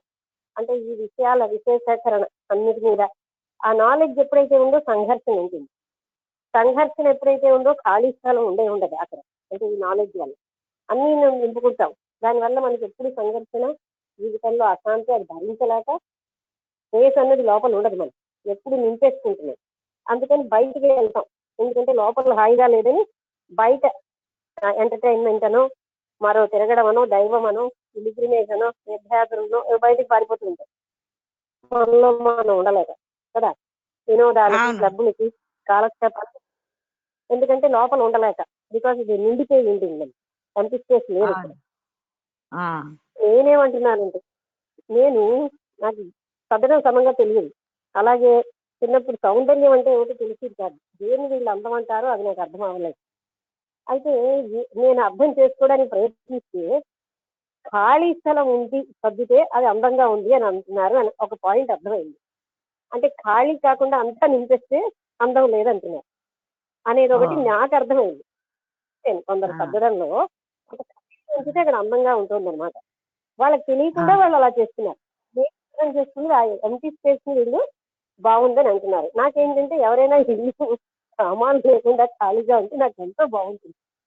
అయితే వసంత వాళ్ళ అత్త కూతురు అరుణ్ అని ఆవిడ క్రియాయోగా ధ్యానం అన్ని నేర్పిస్తారు, ఎక్సర్సైజ్ యోగా. ఆమె ఎందుకంటే సౌందర్యం లేకుండా చాలా హాయిగా ఉంది. అబ్బా ఎంత బాగుందో అనిపించింది ఆవిడ. ఆవిడ అక్కర్లేని పరిచే రాజమండ్రిలో ఎవరింటికో వెళ్ళారు. ఆవిడ స్పిరిచువల్లీ చాలా ఇవ్వాలి. ఆవిడ ఇంట్లో కూడా సామాన్లు లేవు. ఎంత హాయిగా ఉంది. ముఖ్యమైన సామాన్లు ఏమో కొంచెం ఉంచుకున్నారు. అంటే నాకు అప్పుడు అనిపించింది సామాన్లతో నిండిపోవడం కంటే ఖాళీగా ఉండడం అంత హాయిగా ఉంది అనిపించింది. అలాగా అంటే ఎంపీ చేసుకోవడమే. అప్పుడు మనం ఎంపీయింగ్ లో ఉండలేక ఆ కాన్షియస్నెస్ ఎంపీ చేసుకోలేక ఎక్స్ప్రెస్ అయిపోతూ ఉంటాం. బయటికి పక్క వాళ్ళ దగ్గరికి వెళ్తాం. మాకు ఇంత పిల్లలండి, మీ పిల్లలు ఏం చేస్తున్నారండి, మా ఆయన ఇచ్చేస్తారండి, మీ ఆయన ఏం చేస్తారండి, ఇవే కబుర్లు. అంతేకాదు మన మైండ్ లో అంతే ఉంటాయి. ఆలోచనలు ఉండవు. అదే మనం అదేదో పెద్ద ఎక్స్ప్రెషన్ లో దాన్నేమో సాంఘికంగా జీవించడం అంటారు. లోపలేమో వాళ్ళకి ఏమైనా మంచి చేయాలని ఏమో ఉండవు, కబుర్లు ఒకటే ఉంటాయి. ఇది సంఘం, ఇదా సొసైటీ సాంఘికంగా జీవించడం. అలాంటి సాంఘికంగా జీవించడం అనే వ్యవస్థ పడిపోతుంది. లోపల ప్రేమ కారుణ్యము లేకపోతే సోవర్తిలో ఉన్న సాంఘిక వ్యవస్థ ఎన్నాళ్ళు నిలుస్తుంది. తాగడాలు అలంకరించుకోవడా సాంఘిక వ్యవస్థ ఎన్నాళ్ళు నిలుస్తుంది.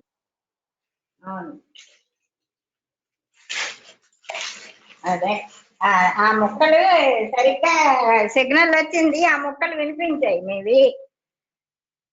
ఉహు. హలో. అది అందుకు ఒకసారి తెలుసుకుందాము. ఎంతసేపు ఆన్లోనే ఉండేది కానీ సరిగా వినపడలే, గరగరలే అని. సంభాషణ మీకు నచ్చిందా? మీకోసం చెప్పాను మళ్ళీ. ఆ, అర్థమైంది. అవునండి. అర్థమైందమ్మా, చాలా బాగా అర్థమైంది. నా కోసం మళ్ళా మొత్తం అంతా చెప్తున్నందుకు ధన్యవాదాలు. ఎందుకంటే నాకు లాస్ట్ ముక్క వినిపించింది. ఆ బ్యూటిఫుల్ అంటే ఏంటి అన్నది నాకు తెలుసుకోవాలి అనేసి ఆ ఒక్క మాట వినిపించినందుకు ఎంత ఉపయోగం అయింది. అంటే వాళ్ళు ఏదో ఒక కవిత్వం రాసి, లేకపోతే ఒక చిన్న చిత్రం వేసి, ఒక పెయింటింగ్ వేసి, అది అందరికి దగ్గరికి వెళ్ళామనుకోండి, నేను ఇది అని వ్యక్తం చేసుకోవడానికి ప్రయత్నించాను. అది వ్యక్తం చేసుకోవడం అవుతుంది కానీ అది క్రియేషన్ కాదు అని చూపెట్టారు. అవును. నేను అందులోంచి ఏం చెప్తున్నానంటే, వ్యక్తం చేసుకోవడంలోనే మనుషులు సాంఘికంగా ఉండడం అని మొదలెడుతున్నారు. అది సాంఘికంగా ఉండడం ఎలాగవుతుంది? అది సెల్ఫ్ అటాక్. వాళ్ళని వాళ్ళు వ్యక్తం చేసుకోవడం అది అది నిజమే. ఎవరిని వాళ్ళు చెవు పెట్టుకోవడమే అవుతున్నది. అది నాకు ఈ టాలెంట్ ఉందని చెప్పుకున్నట్టు అవుతున్నది. చాలా రోజులు తెలిసేది కాదు. సోషల్ గా ఉండడం అంటే నాన్ స్టాప్ గా కబుర్లు చెప్పేయడమా, ఎదుటి వాళ్ళు విన్నా లేకపోయినా నాకు వచ్చింది చెప్పేయడమా, లేకపోతే సోషల్ గా ఉండడం అర్థమైంది. అదే లేకపోతే వాళ్ళ వాళ్ళు చెప్పండి చెప్పండి అమ్మ, చెప్పండి. హలో అమ్మా, చెప్పండి. అదే అంటే మీరు ఇప్పుడు ఇంత వేడమరిచి చెప్పకపోతే ఎప్పటికీ ఆ సోషల్ అన్న పదం మా బుర్రలో అదే ఉంటుంది. మేము వాగడమే అన్నదే ఉంటుంది, మరి ఇంకేం ఉండదు. అసలు ఇప్పటికీ అర్థం కావట్లేదు ఏమిటి మీరు సోషల్ అంటారండి. లేకపోతే వాళ్ళ వాళ్ళు ఆ టీవీలో వేసుకుని డ్రెస్, లేకపోతే అక్కడ లాగా ప్రవర్తించడమా, దేని సోషల్ అంటారు? అంటే నాకు అర్థమైంది ఏంటంటే పక్క వాళ్ళ క్షేమం కోరాలి, వాళ్ళకి హృదయపూర్వకంగా వాళ్ళ పట్ల ప్రేమ కలిగి ఉండాలి. అది సోషల్ థింగ్స్. కానీ ఇలా పై కోవర్కులు తాను ఎక్స్ప్రెస్ అవ్వడం సోషల్ వర్కా? అదా సోషల్ గా ఉండడం? తిండి ఇలాంటి బయట అలవాట్ల సోషల్ గా ఉండడం? అవన్నీ మనం అర్థం చేసుకోవాలి. అంటే అంతర్గతమైనటువంటి సహృదయము, ప్రేమ, ఇతరులకు సహాయం చేయాలన్న తపన లేని సోషలిజం ఎందుకు మనకి? అలాంటి సోషల్ గా ఉండడం, వాళ్ళని వాళ్ళు ఎక్కువ, అది సోషలిజమా? సోషల్ గా ఉండడమా? సోషలిజం అన్ని వేరు, సోషల్ గా ఉండడం వేరు. అంటే మనుషులు ఎలాగా వాళ్ళు అంటే నాకులాగా నేను మొదటి నుంచి నాకు అర్థమయ్యేది కాదు ఏమిటి సోషల్ గా ఉండడం అంటారు. అదొకటి. సౌందర్యం అంటారు, దేని సౌందర్యం అంటున్నారు, అది అర్థమయ్యేది కాదు.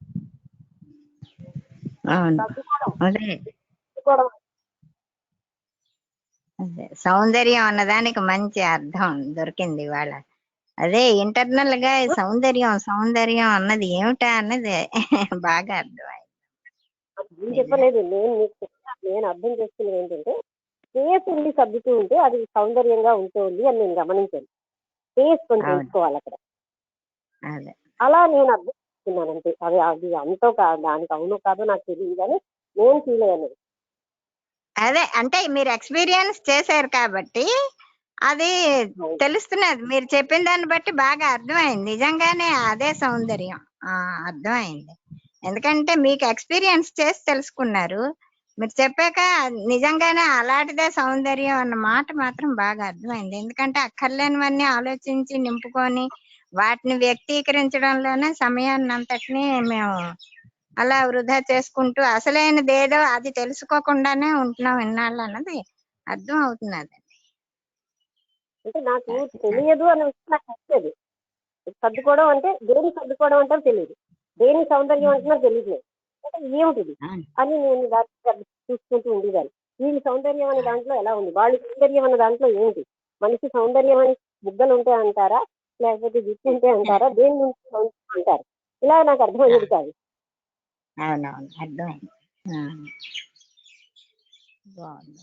మంచి ఎక్స్పీరియన్స్ కూడా చెప్పారు. మాకు ఈ విధమైన జ్ఞానం కూడా అందింది. బాగుంది. అది చాలా బాగా అర్థమైంది. నా అదృష్టం ఏంటంటే ఆ లాస్ట్ ఆ బ్యూటిఫుల్ అన్న పదం వచ్చింది, మాట స్పష్టంగా వినిపిస్తున్నది. అమ్మ నాయన దీన్ని తెలుసుకోవాలి. ఇవాళ నా లక్ బాగానే ఉంది. కృష్ణమూర్తి గారివి చాలా మిస్ అయిపోయాయి. చాలా అద్భుతమైన విషయాలని అందరూ కూడా ఆనందపడుతున్నారు. అవునవును. అదే మరి రోజు ఆన్ చేసే ఉంటున్నాం కానీ ఏమి అలాగే మీటింగ్ టైం అయిపోయేదాకా ఆన్ అయ్యే ఉంటున్నది. అక్కడే ఉంటున్నాం కానీ ఆ గరగరల నుంచే వినపడట్లేదు. అదే ఇంకా ఎవరైనా మాట్లాడతారా? నారాయణ గారు ఉన్నారా? ఇవాళ రాలేదా? నమస్తే అమ్మ. ఈరోజు సౌందర్యం చాలా బాగుందమ్మా. అంటే సైలెన్స్ అనేటువంటి పదానికి ఏంటో చెప్పండి, మాటకి ఉండేటువంటి ఇది కాదు. సైలెన్స్ అంటే ప్రతి ఒక్కరిలో ఉంటుంది తప్ప సైలెన్స్ మనం దాన్ని అర్థం చేసుకోలేవు. ఎప్పుడు నువ్వు సైలెన్స్ అనే దీన్ని నువ్వు అవగాహన చేసుకుంటావంటే నిన్ను నువ్వు పరిశీలించుకున్నప్పుడు, నిన్ను నువ్వు ఎగ్జామిన్ చేసుకున్నప్పుడు, సో ఆ లోపల నీ లోపలికి నీ అంతరంగంలోకి ఎప్పుడైతే నువ్వు ప్రయాణిస్తావో అక్కడ సైలెన్స్ అనేటువంటిది కనిపిస్తుంది తప్ప మనం ఏం చేస్తున్నామంటే బాహ్య శబ్దాల నుంచి మనం వెతుకుతున్నాం ఈ సైలెన్స్ అనేటువంటి దాన్ని. ఎప్పుడైతే మన అంతరంగంలో కబీర్ దాస్ అంటాడు, ఎప్పుడైతే నీ అంతరంగంలో ప్రయాణించావో నీ అంత చెడ్డవాడు లేడనప్పుడు నీకు అర్థమవుతుంది. లేదా ఏమనుకుంటావంటే నువ్వు ప్రతిరోజు నా అంత గొప్పవాడు లేదని అనుకుంటావు. అంతరంగంలో ప్రయాణిస్తే అంతరంగ ప్రయాణం జరిగినప్పుడు నీకు కరెక్ట్ కనబడుతుంది. సో ఆ సైలెన్స్ అనేటువంటి దానికి బాగా చెప్పారమ్మా చక్కగా. ఇప్పుడు మీరు అన్నట్టు ఏం చేస్తామంటే మనం ఎప్పుడు కూడా ఏదో సంథింగ్ అవడానికి ప్రయత్నిస్తాం తప్ప మనం నథింగ్ అవడానికి ప్రయత్నించామమ్మా. ఏం చేసి రకరకాల మనం ఏం చేస్తామంటే మన యొక్క అంగులు, మన యొక్క ఆర్భాటాలు, మన యొక్క నాకు జ్ఞానం ఎంత ఉందని ఏం చేస్తామంటే ప్రతి ఒక్క దగ్గర మనం ఎక్స్ప్రెస్ అవ్వడానికి చూస్తాం మనం. సో మన ప్రాబ్లం అంతా ఎక్కడ వస్తుందామంటే మనం మన గొప్పతనాలు, మన హంగులు, మన ఆర్భాటాలు చెప్పుకోవడానికి ప్రయత్నిస్తాం తప్ప మన లోపల మన యొక్క అంతరంగాన్ని ఎప్పుడైతే పరిశుద్ధం చేసుకోవడానికి మనం ఎప్పుడు ప్రయత్నించామమ్మా. సో సౌందర్యం అనేది అది కాదు. మీరు అన్నట్టు లోపలంతా నింపేసుకుంటే చెత్తబొట్టలా తయారవుతాం తప్ప అందులోంచే సౌందర్యం ఏముందమ్మా. లోపల అనేకమైనటువంటి విషయాలు నింపేసుకున్నాము. విషయ వలయంలో చుట్టుకుంటూ పోతున్నాం మనము. ఆ విషయ వలయంలో మన విషయాలతో నింపేసుకుంటున్నాం మనం. ఆ విషయాల విషయం కంటే భయంకరమైనటువంటి అలాంటి విషయాలతో నింపేసుకుంటే మనకి ఇంకేంటి అక్కడ. సో అది ఎప్పుడైతే మనం ఖాళీ చేసుకున్నామో, ఎప్పుడైతే ఆ సైలెంట్ అయ్యామో, అలాంటి సైలెంట్ లోకి వెళ్ళాము అప్పుడు మనకి అన్ని అవగతం అవుతాయి. అక్కడే నీకు జ్ఞానం అని, ప్రేమ అని అన్ని రకాలైనటువంటి వస్తాయి. అలాగే మనకి ఇంకో విషయం కూడా బాగా చెప్పారమ్మా. ఏ ఇద్దరు వ్యక్తులు కలిసినప్పుడు కూడా మీ స్టేటస్ ఏంటి, నువ్వేం చేస్తున్నావు, నేనేం చేస్తున్నావు, ఇలా ఏం చేస్తున్నావు సార్ అంటే రోజు లోకాభిరామాయణం గురించి మాట్లాడుకుంటున్నాం తప్ప అసలైనటువంటి ఇది లేదు. ఆ మధ్య ఒక 5 years బ్యాక్ మాత అమృతానందమయ్య MVP గ్రౌండ్ లోకి వచ్చారమ్మా. మనం ఏం చేస్తున్నాం, జీవితం అంతా ఏం చేస్తున్నాం, వ్యర్థమైనటువంటి కార్యకలాపాలతో గడిపేస్తున్నాం. కనీసం భగవంతుడి గురించి ఓ 10 నిమిషాలు, గంట, 2 గంటలు ఎప్పుడైనా సరే ఆయన విషయాలు కానీ ఏమైనా మనం చర్చించుకుంటున్నామో, మన యొక్క ఏమైనా సాధన అనేది ఏమైనా చేస్తున్నామో, కనీసం ఓ 10 మంది, 5 3 4 కూడితే ఏం చేస్తున్నామంటే ఇలాంటి విషయాలు మాట్లాడుకుంటున్నాం తప్ప ఏమైనా ఒక గ్రంథం చదువుకుని దాని మీద ఏమైనా డిస్కస్ చేసుకోగలుగుతున్నాం చెప్పని అడుగుతారమ్మా. సో ఏం చేస్తున్నామంటే జీవితం అంతా కూడా చనిపోయినంత వరకు కూడా మనం ఏం చేస్తున్నామంటే ఇలాగే ప్రయాణం చేస్తున్నాం తప్ప మన అంతరంగం ఏంటో మనకు తెలియట్లేదు, మనం ఏంటో మనకు తెలియట్లేదు, మన శరీరం ఏంటో మనకు తెలియట్లేదు, ఇది ఎంత గొప్ప శరీరమో తెలియట్లేదు, మన మానవ జన్మ ఎందుకు ఎత్తే కూడా మనకు అర్థం అవ్వట్లేదమ్మా. సో ఇలాంటి విషయాలు అంటే మీరేం చేస్తున్నారు, ఇలాంటి విషయాలు మా ముందు పెట్టడం వల్ల అసలైనటువంటి సౌందర్యం ఏంటి, మీరు అన్నట్టు క్రియేషన్ అంటే ఏదో బొమ్మ గీయటమో, లేకపోతే శిల్పం చెక్కడమో, లేకపోతే పిల్లవాడిని కంటం, ఇదే మన క్రియేషన్ అనుకుంటున్నాం. అంటే మనం ఏం చేస్తున్నాం సరే అంటే మన జీవితం అంతా ఫాల్స్ లోనే గడిపేస్తున్నాం, అసత్యంలోనే వెళ్ళిపోతుంది జీవితం అంతా. సో అసలైన సత్యం వైపు మనం ఎప్పుడు ప్రయాణిస్తాం, వాస్తవం ఎప్పుడు మనం ప్రయాణిస్తాం. మన అంతరంగాన మనం ఎప్పుడైతే మనం విమర్శ చేసుకున్నామో ఆ సైలెంట్ లోంచి ఇవన్నీ వస్తాయమ్మా. అంటే ఇప్పుడు మనం ఏం చేస్తున్నాం అంటే ప్రేమ ఉన్నట్టు ఎక్స్ప్రెస్ చేస్తున్నాం తప్ప నిజమైనటువంటి ప్రేమ ఎక్స్ప్రెస్ చేయడం కాదు, నిజమైనటువంటి ప్రేమ మనం చూపించాలి. సో అలాగే ఎన్లైటన్మెంట్ కూడా చాలా బాగా చెప్పారు. ఎందుకంటే ఒక వ్యక్తి ఎన్లైటన్మెంట్ అయితే ఆయనకి ఇదేం అనిపించదమ్మా. మరి మనం ఎలా తెలుసుకుంటాం సరే, ఆ వ్యక్తి దగ్గర ఎప్పుడైతే మనం వెళ్ళామో ఆటోమేటిక్గా మనకి తెలియనటువంటి ఒక మనశ్శాంతి, ఒక అనుభూతికి లోనవుతామమ్మా. దాన్ని బట్టి ఆ వ్యక్తి మన ఎన్లైట్మెంట్ అవుతాడని మనం చెప్తాం. అంతే తప్ప నేను ఎన్లైట్మెంట్ అయ్యాను, నేను ఆత్మజ్ఞానాన్ని పొందానని ఎవరు చెప్పరమ్మా అసలు. ఎందుకంటే ఏ మహాత్ములు కూడా ఇది చెప్పలేదు మనకి. ఒక రమణ మహర్షి కానీ, ఒక రామకృష్ణ పరమహంస కానీ, షిరిడి సాయిబాబా, ఎందరో మంది యోగులు కూడా నేను ఎన్లైట్మెంట్ అయ్యానని చెప్పరమ్మా అసలు. అదేం చేస్తుండే ముముక్షుని మనం గుర్తించాలి తప్ప నేను పండు ఎప్పుడు నేను పండుని చాటుకోదు. అలాగే ఆత్మజ్ఞానం పొందినటువంటి వాళ్ళు వాళ్ళు ఏం చెప్పరమ్మా మనకి. వాళ్ళు ఎక్స్ప్రెస్ చేయరు, వాళ్ళకి తెలియకర్లా. మనం ఎలా మనకి తెలుస్తుంది మనకంటే మనం వాళ్ళ దగ్గరికి వెళ్ళినప్పుడు మనం ఒక రకమైనటువంటి ఒక అనుభూతికి లోనవుతాం. అప్పుడు మనం తెలుస్తాం ఈయన మహాత్ముడు అని మనం గుర్తిస్తాం. అంతే. బాగుందమ్మా చాలా క్లాస్. అంటే ఇలాంటి గొప్ప క్లాస్, అంటే ఇలాంటి సంభాషణ ఉండటం వల్ల మాలో తెలియనటువంటి ఏదో గొప్ప, అంటే ఇంకెక్కడెక్కడైతే మిస్టేక్స్ అయితే నేను రెమెడీ చేసుకుంటే నిజమైనటువంటి సౌందర్యం ఏంటో మాకు కూడా అర్థం అవుతుందమ్మా. మా జీవితం కూడా ఆనందమయంగా ఉండి సత్యానికి వాస్తవానికి దగ్గరగా ప్రయాణించేటువంటి గొప్ప అవకాశం లభిస్తుందమ్మా. ఇలాంటి క్లాస్ని మా అందరికీ కూడా, ప్రతి ఒక్కరికి, మా సత్సంగ సభ్యులకి అర్థమయ్యే పరిభాషలో ఎంతో ఓపికతో ప్రేమతో చెప్పిన మీకు శతకోటి నమస్కారాలమ్మా. గురువం తత్సత్. నమస్కారం అండి.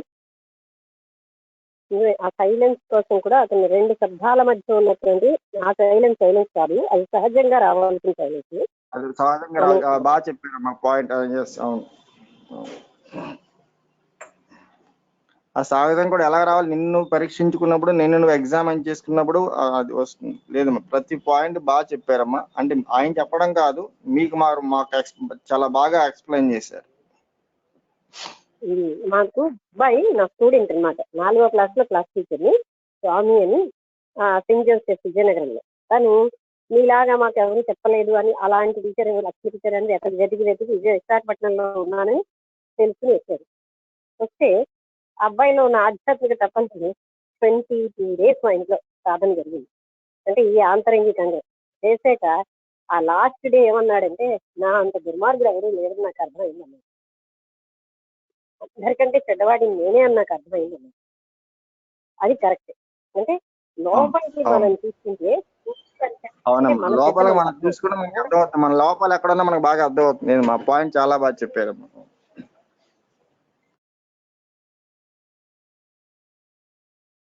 అప్పట్లో స్కూల్ ఉండడం వల్ల పొద్దున్న తెల్లవారులు రెడీ అయిపోయేవారు. అంటే స్కూల్కి వెళ్ళే లోపల తనతో మాట్లాడదు, మళ్ళీ స్కూల్ నుంచి వచ్చారు. అలాగా తనకి చాలా సివియర్గా జరిగింది. అప్పుడు అదే చెప్పాడు, నాకంటే దుర్మార్గుడు ప్రపంచంలో ఎవరు లేడు నాకు అర్థమైందని. ఆ అబ్బాయి అందరూ చాలా మంచివాడని అంటారు. అంటే ఆ లోపలికి చూసుకుంటే అన్నీ తెలుస్తాయి, ఆ సిన్సియారిటీ వస్తుంది. ఎవరైనా మాట్లాడతారా? అంటే వాళ్ళు మన దగ్గర ఉంటే నిత్య జీవితంలోనే ఇలాంటి మాటలు వస్తూనే ఉంటాయి.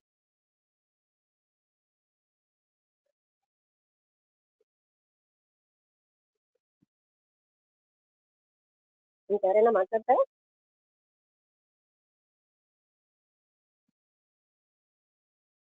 సరే అండి.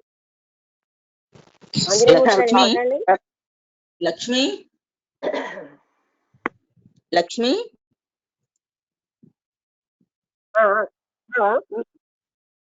క్రియేషన్ అంటే ఏమిటి? చెప్పు Sharada. What is meant by creation? అంటే అంటే దిస్ ఇస్ క్రియేషన్ అని మనకు అర్థమైంది కదా. కొన్ని నెగేషన్ లో బాగా అర్థమవుతాయి, కానీ క్రియేషన్ కొంచెం పాజిటివ్ గా కూడా చెప్పచ్చు. వాట్ ఎవర్ అంటే ఇన్సైడ్ లోంచి దాని అంతా దానిగా మనకి ఇన్నర్ రిలేషన్స్ వస్తూ ఉంటాయి. అంటే కోవిని అవి అని అనుకోవచ్చు. ఎందుకంటే మనం ఎప్పుడు కూడా క్రియేటివ్ పిల్లలు చిన్నపిల్లలు క్రియేటివ్ గా ఉంటారు. ఎంతసేపు వాళ్ళని చూసినా వాళ్ళు వీళ్ళు ఏమనుకుంటారని ఆలోచించకుండా నిత్యంగా వాళ్ళ పనులు అలా ఉంటాయి. ఒక 3 నెలల అమ్మాయిని కానీ, ఒక 8 ఏడాది లోపల పిల్లలు, ఇంకా 2 ఏళ్ల వాళ్ళకి కొంచెం తెలుస్తుంది కానీ అది వాళ్ళకి ఏంటంటే they always do with intelligence. ఒక టైప్ ఆఫ్ ఇంటెలిజెన్స్ మనకు ఉంటుంది. ఆ ఇంటెలిజెన్స్ తో పనిచేసిందంతా క్రియేటివ్ గా ఉంటుంది. అదే ఇప్పుడు మనం అంటున్న ఈ టైప్ ఆఫ్ వ్యవహారిక బుద్ధి కాదు. ఎప్పుడైతే కంటెంట్ ఎంటీ అయిపోతుందో మైండ్ లేని స్టేటస్ లో అప్పుడు అక్కడ supreme intelligence that is always real. Okay, నువ్వు దేనిని క్రియేషన్ కాదంటున్నావు? అది క్లారిటీ రాలేదు. ఎందుకంటే క్రియేషన్ వచ్చినప్పుడల్లా వాళ్ళు ఎంటీ అయినప్పుడే అది వస్తుంది కదా లోపలికి, లేకపోతే వాళ్ళకి ఎలాగ వస్తుంది క్రియేషన్ అన్నది? కొత్తది ఏదైనా అంటే ఏదైనా మంచి శిల్పం చెక్కినప్పుడైనా, అంటే ఉద్యోగంలా కాదు, వాళ్ళంతా వాళ్ళు శిల్పం చెక్కినప్పుడైనా పోటీల కథ రాయకుండా మామూలుగా వాళ్ళకి భావన అనిపించి కథ రాసిన అప్పుడు అది క్రియేషనే అవుతుంది కదా. ఒక స్క్రిప్ట్ రాసిన పెయింటింగ్ వేసిన వాళ్ళంతటా వాళ్ళు, అంటే ఒక పోటీకి కాకుండా, అప్పుడు అది క్రియేషనే అవుతుంది కదా. కాదు, అది వ్యక్తం కూడా ఎక్స్ప్రెషన్. అంటే we're using a creation but it is expression. Expression లో ప్రెస్సింగ్ ఉందండి.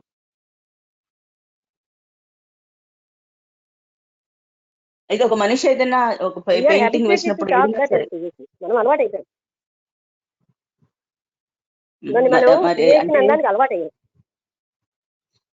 మరి మనకి తేడా ఎలా తెలుస్తుంది? అది ఒక మనకి ఇంటర్నల్ డ్రైవ్ నుంచి వచ్చినదా, అయితే ఇంటర్నల్ ఎక్స్ప్రెషన్, అదే ఇంటర్నల్ గా వచ్చిన డ్రైవ్ నుంచి వచ్చిన ఎక్స్ప్రెషనా, లేకపోతే వాళ్ళ తాలూకా ప్రపంచ దీని సంఘర్షణ వల్ల వచ్చిన ఎక్స్ప్రెషనా అన్నది తేడా ఎలా తెలుస్తుంది? రెండు బాగా నోబెల్ ప్రైజ్ ఎందుకు ఇచ్చారు? ఆ గీతాంజలి ఆ ఇన్నర్ ఇంటెలిజెన్స్ తో వచ్చినటువంటి ఒక ఎక్స్ప్రెషన్ కాదు, అంటే ఆయనకి అది రివిలేషన్ లోంచి వచ్చాయి. ఎందరో పోయిమ్స్ రాస్తున్నారు, కానీ ఆయన రాసిన పోయిమ్స్ యూనిక్. అవి ఎలా తేడా అనేది మనకి చూడగలుగుతున్నాం. It's not with this ordinary mind. Nobel prize తో అది మనం దాన్ని కొలమానం పెట్టలేము, కానీ ఆయన క్రియేషన్, ఆయన చేసిన క్రియేటివిటీ అది ఒప్పుకుంటాము. కానీ అలాంటి పద్యాలు అంటే మిగతా వాళ్ళ పద్యాలు అది క్రియేషన్ కాదు అని మనం ఎలా చెప్పగలము? అదే నేను చెప్తున్నా, ఇది క్రియేషన్ అని మనకు అర్థం అవుతుంది కదా. ఇది ఎక్స్ప్రెషన్ అని చూపిస్తున్నారు. Whatever we're always trying to express our self, అది మన ఎక్స్ప్రెషన్ అనేది మనకు అర్థం అవుతుంది కదా. బోల్డ్ మంది త్యాగయ్య కానీ వీళ్ళు ముగ్గురు, రామదాస్ గాని, ఇంకెవరు, అన్నమయ్య కానీ, వాళ్ళు కూడా బోల్డ్ అని కృతులు రచించారు. అవి క్రియేషన్ కాదా?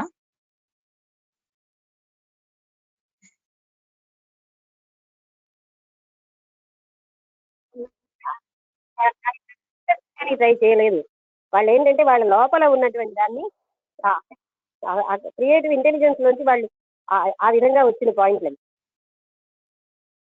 త్యాగరాజు కృతులు కానీ అవి. మరోసారి రిపీట్ చేయాలి, మధ్యలో ఏదో చిన్న కట్టేది ఒక సెంటెన్స్. సరదా ఫస్ట్ ఇది ఎక్స్ప్రెషన్ అని అర్థం చేసుకుంటే తర్వాత క్రియేషన్ మనకు ఆటోమేటిక్ గా అర్థం అయిపోతుంది. అర్థం చేసుకుంటే అర్థం అవుతుంది అంతే. మనం లో చేసే చాలా పనులు ఎక్స్ప్రెషన్ కోసమే చేస్తున్నాం, whether we admit or not. దానికేవో ముసుగులు వేస్తాం, ఉద్ధరింపని, సేవలని.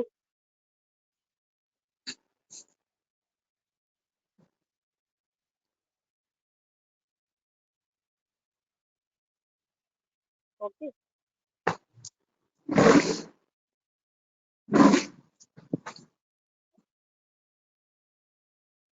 హలో, సిగ్నల్ ప్రాబ్లం అందరికీ ఉంది. లక్ష్మి ఏదో కట్ అయినట్టుంది.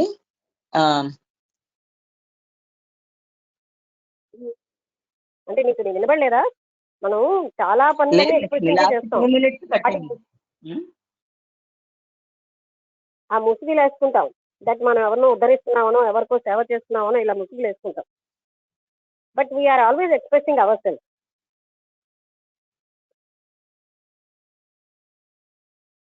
అది క్లియర్ గా తెలుస్తూనే ఉంది కదా మనకి.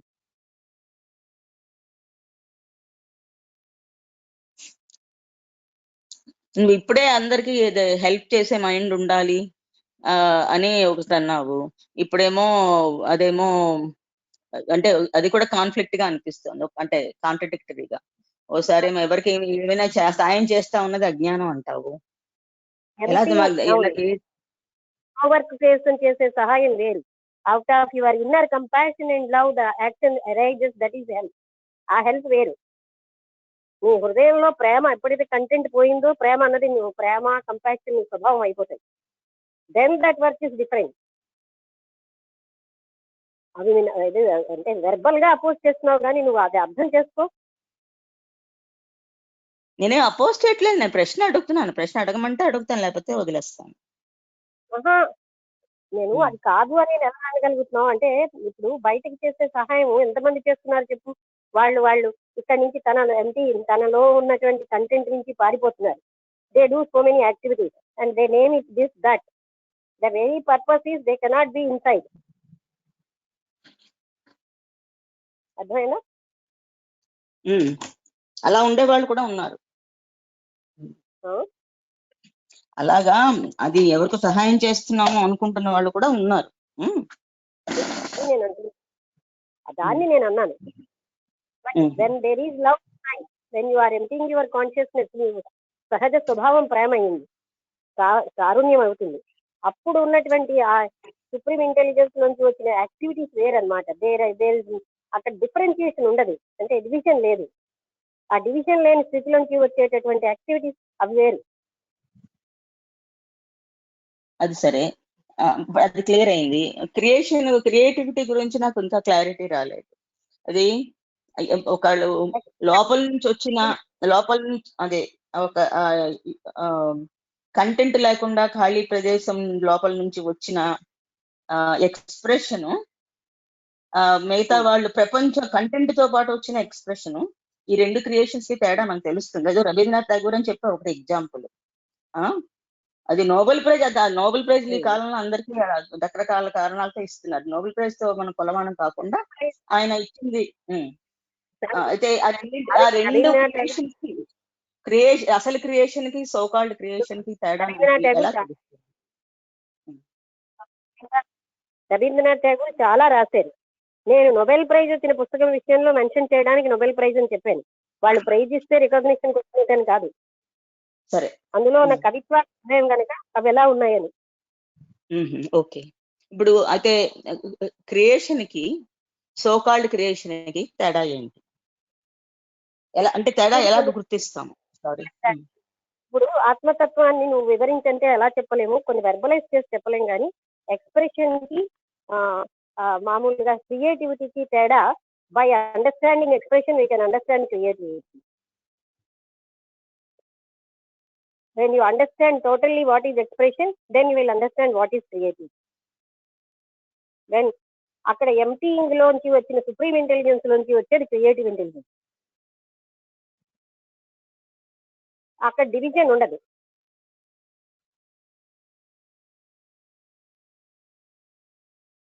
Okay okay Lakshmi.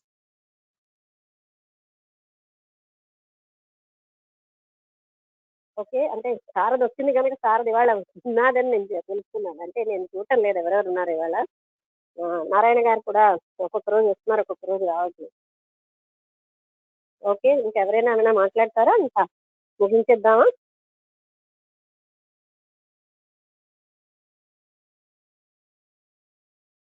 అందరికీ నమస్కారం. వాళ్ళకి ముగించేద్దాం. నమస్తే.